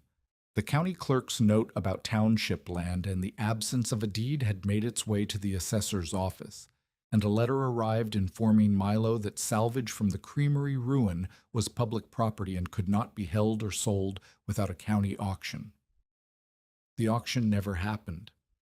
Levi Poole quietly distributed the bricks to the families that needed them most, charging nothing, noting each allocation in his road overseer ledger as fuel efficiency materials, township use. Milo watched the bricks leave his yard the way a man watches money walk out of a bank. He did not protest. He did not file another complaint. He went silent, which was worse than argument, because a silent Milo was a Milo who was planning. But the winter had other plans for Milo Satterley. In the third week of February, during the last deep cold of the season, Milo's own store stove cracked. It was a good stove, a heavy cast iron box stove with a proper damper and a well-fitted door. But it was old, and the iron had been cycling between freezing and combustion temperatures for 8 winters, and metal remembers every cycle the way a man's joints remember every winter. The crack opened along the side plate, a hairline at first, then wider as the fire expanded the iron unevenly. Smoke entered the store. The store was also his living quarters. He had merchandise, food stores, and account books that he could not afford to lose. He sent his hired boy to fetch Odmund. The boy arrived at Odmund's cabin at 9 in the evening, breathing hard, his scarf frozen to his chin where his breath had iced. He said that Milo Satterley needed help with his stove and would pay for the work. The boy said this quickly, as though the words had been rehearsed, and he wanted to deliver them before he forgot, or before the shame of Milo Satterley asking Odmund Breka for help became too large to carry. Odmund looked at Eli, who was reading a borrowed primer by the light of a tallow candle. She looked back at him. She did not say anything, but her eyes held a question that was also a statement.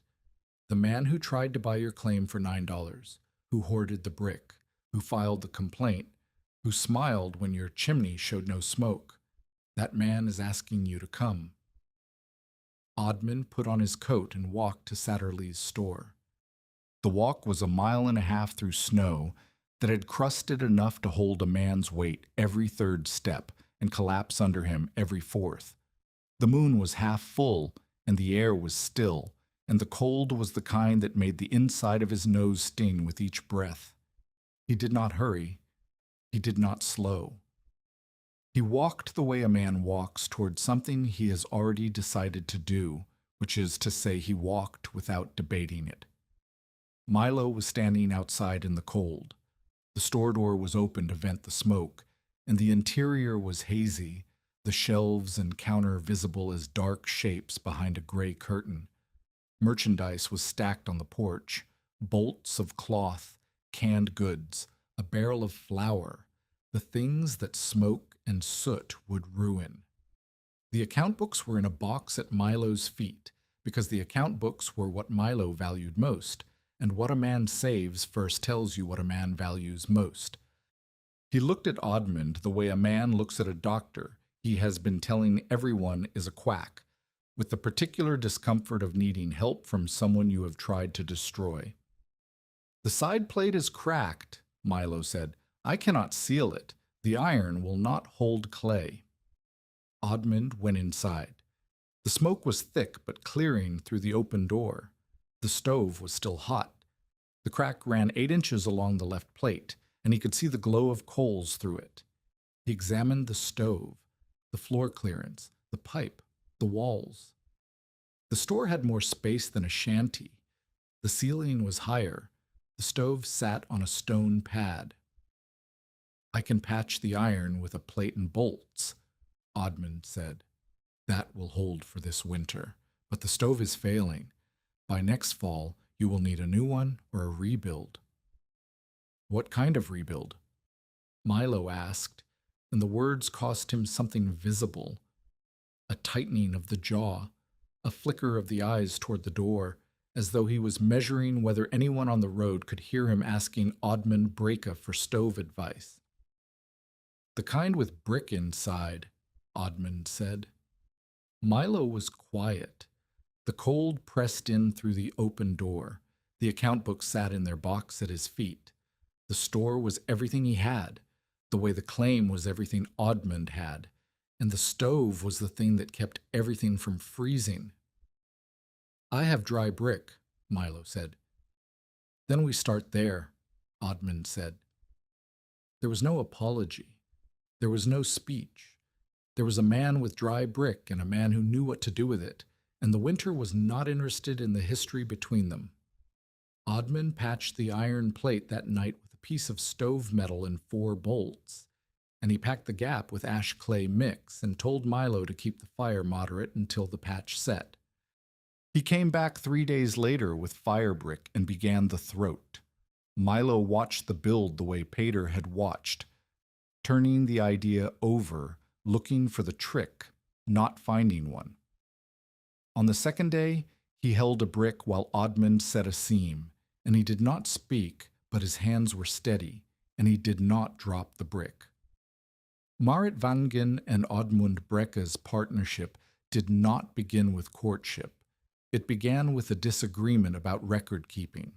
Marit believed that the stove designs should be written in full: materials, dimensions, procedures, fuel specifications, safety rules, and distributed as a printed instruction sheet.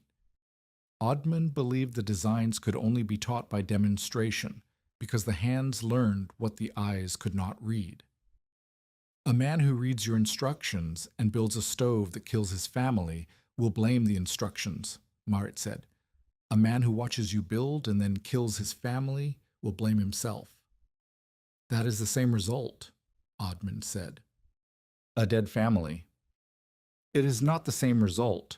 One way, the method survives. The other way, the method dies with the mistake.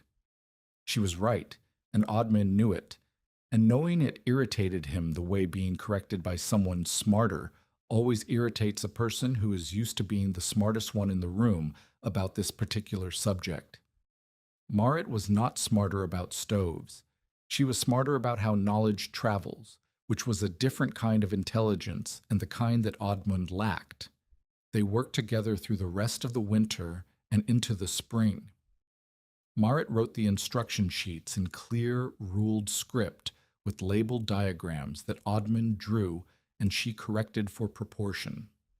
She had a teacher's instinct for what a reader would misunderstand. Where Oddman wrote, "Leave a gap between iron and brick," Marit wrote, "Leave a gap the width of 1 finger between the iron shell and the nearest brick, filled with loose wood ash, not clay." Where Oddman drew the burn tunnel as a simple rectangle, Marit asked him to draw it again, showing the bricks from the side, with the clay seams visible, and an arrow showing which direction the fire traveled. Each correction made the instructions harder to misread, and each made Oddman slightly more irritated, and each irritation was followed by the grudging admission that she was right. The sheets listed every rule: clay tempering ratios, expansion gap width, chimney warming procedure, damper settings by fuel type, clearance, distances from plank walls, seam inspection schedule. She printed 12 copies using the school's letterpress, a small hand press that produced 1 page at a time, each page requiring individual inking and pressure, and distributed them to every family that had built or was planning to build a brick chamber. The 12th copy she kept in her ledger beside the temperature records, because Marit believed in keeping the proof beside the method. Their first personal conversation that was not about stoves happened in March, during a thaw. Oddmund had come to the schoolhouse to repair a seam that had shifted when the frozen ground beneath the foundation moved. Marit made coffee from actual coffee beans, a luxury she had received from her sister in Moorhead, and they sat on the school steps while the snow melted in the yard, and the sound of water running in the drainage ditch was the first moving water either of them had heard in 4 months. Oddman asked her why she had come to Dakota. "Because they offered land for teaching," Marit said, "and because I would rather be cold and own something than be warm and own nothing." It was the kind of answer Oddman understood in his bones, because it was the answer he would have given if anyone had asked him the same question, and no one ever had. They married in a small Lutheran service in May, conducted by a circuit minister who arrived on horseback and left before dinner. Peter Kavame stood as witness. Eli wore a dress Ragna had sewn from flour sackcloth and wild flowers she had picked from the first green patch south of the cabin. The ceremony was short.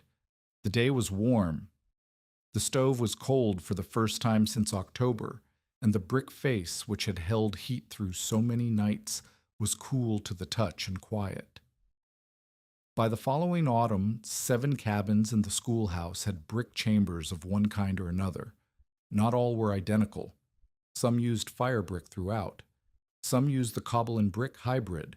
One used lignite country clay fired hard in a pit, a technique Oddmund had adapted from something Torgrim mentioned once about kiln-dried tile. Some burned oak, some burned cottonwood. 2 burned lignite cautiously, with wider risers and clean chimneys. 3 still used twisted hay for starting, because hay was free and matches were not. The method spread as principles, not as one perfect machine. Each stove was fitted to its cabin, its fuel, and its builder's skill. The instruction sheets traveled farther than Oddmund ever did. Marit's sister in Moorhead showed one to a school teacher there, and that teacher wrote about it in a church newsletter, and by spring a man from Fargo arrived at Oddmund's door with a copy of the newsletter and questions about riser height. Oddmund answered the questions. He drew the cross-sections. He walked the man through the fuel adjustments. He did not charge, because Torgrim had not charged him, and because the knowledge was not his alone, it belonged to his mother's hand on the tile wall, and to Torgrim's trowel, and to the winter that had forced the learning. On Saturday afternoons through March and April, Oddmund held what Marit called instruction sessions, and what he called showing people how not to burn their cabins down. They met in the schoolhouse because it was warm, and because the heater itself was the best teaching tool he had. He would open the feed throat and point the candle flame down the burn tunnel and explain the path.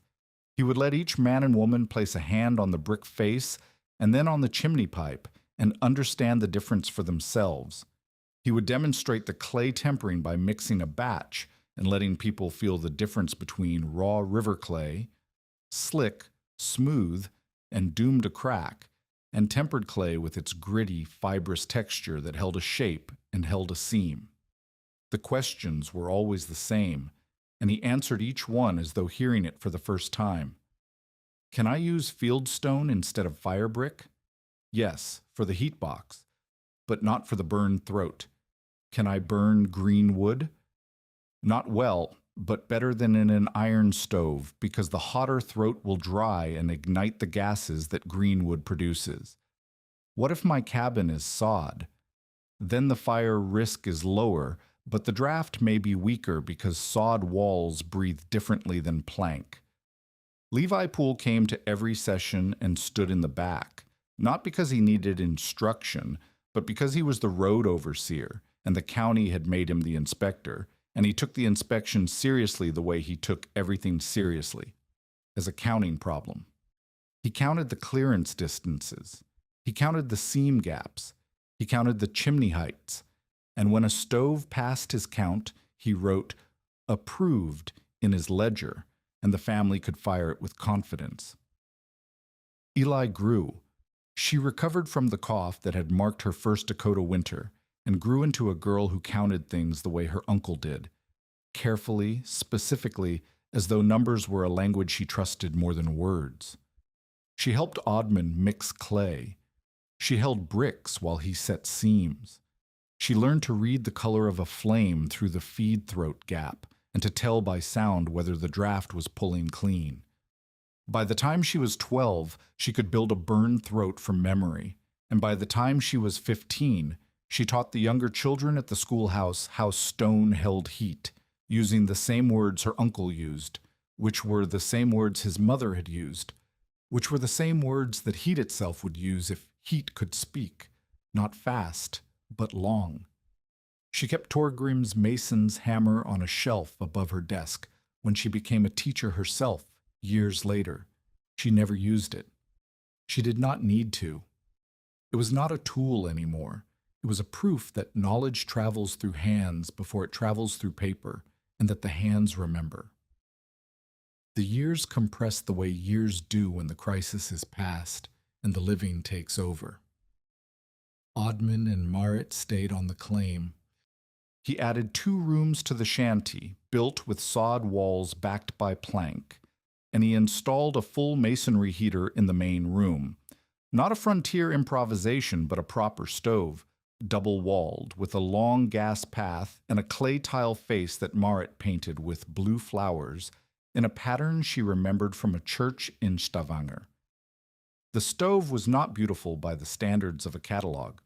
It was beautiful by the standards of a man who had once stood in a 10 by 12-foot shanty with 7 oak splits and a warped iron door, and a child who coughed every time the smoke came through. He did not become rich. The claim produced enough wheat and flax to keep them fed, and enough surplus to sell for the things the land could not provide: glass, nails, cloth, coffee, the occasional book Marit ordered from a catalog in St. Paul. He was known in the settlement not as an inventor, but as the man who taught people to stop wasting heat, which was a smaller and more durable kind of fame than the kind that makes a man's name travel beyond the county line.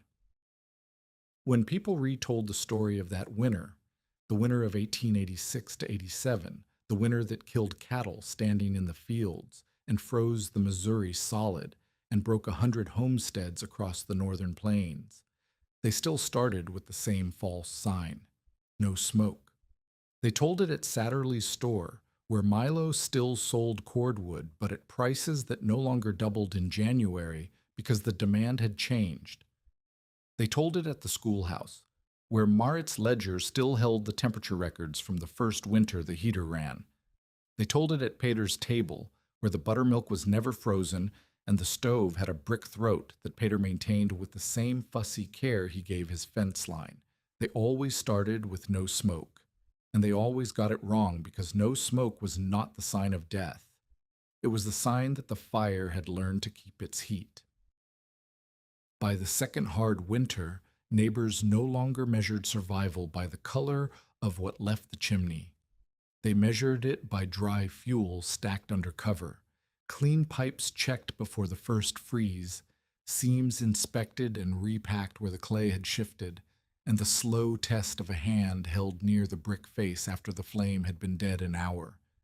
Odmund's flour sack drawing, the original, stained with clay and ash and the sweat of his palms, was copied into school slates, church notebooks, and one store ledger that Milo Satterley kept behind the counter and never admitted he owned. Odmund Breka lived out his years on the Dakota claim with Marit, and later with 3 children whose names do not belong in this story because the story belongs to the winter that made them possible. He did not patent the design. He did not write a book. His proof was smaller and more durable than paper. Children sleeping through cold nights without coughing, fewer wagons sent to town for emergency fuel, and cabins that woke in January with frost on the windows but water still liquid in the pail. Levi Poole had looked at the woodpile and said, "A man burns through that in 6 days if he's careful, 3 if the wind comes straight." He was right about the wood. He was wrong about the heat. On the morning after the blizzard, the chimney still showed almost nothing. The town saw no smoke and thought it meant death. Inside, one blackened oak split had become a spine of coals. The brick wall still held warmth from the night's single fire, and Eli Breka was asleep on the rope-frame bed with both mittens off.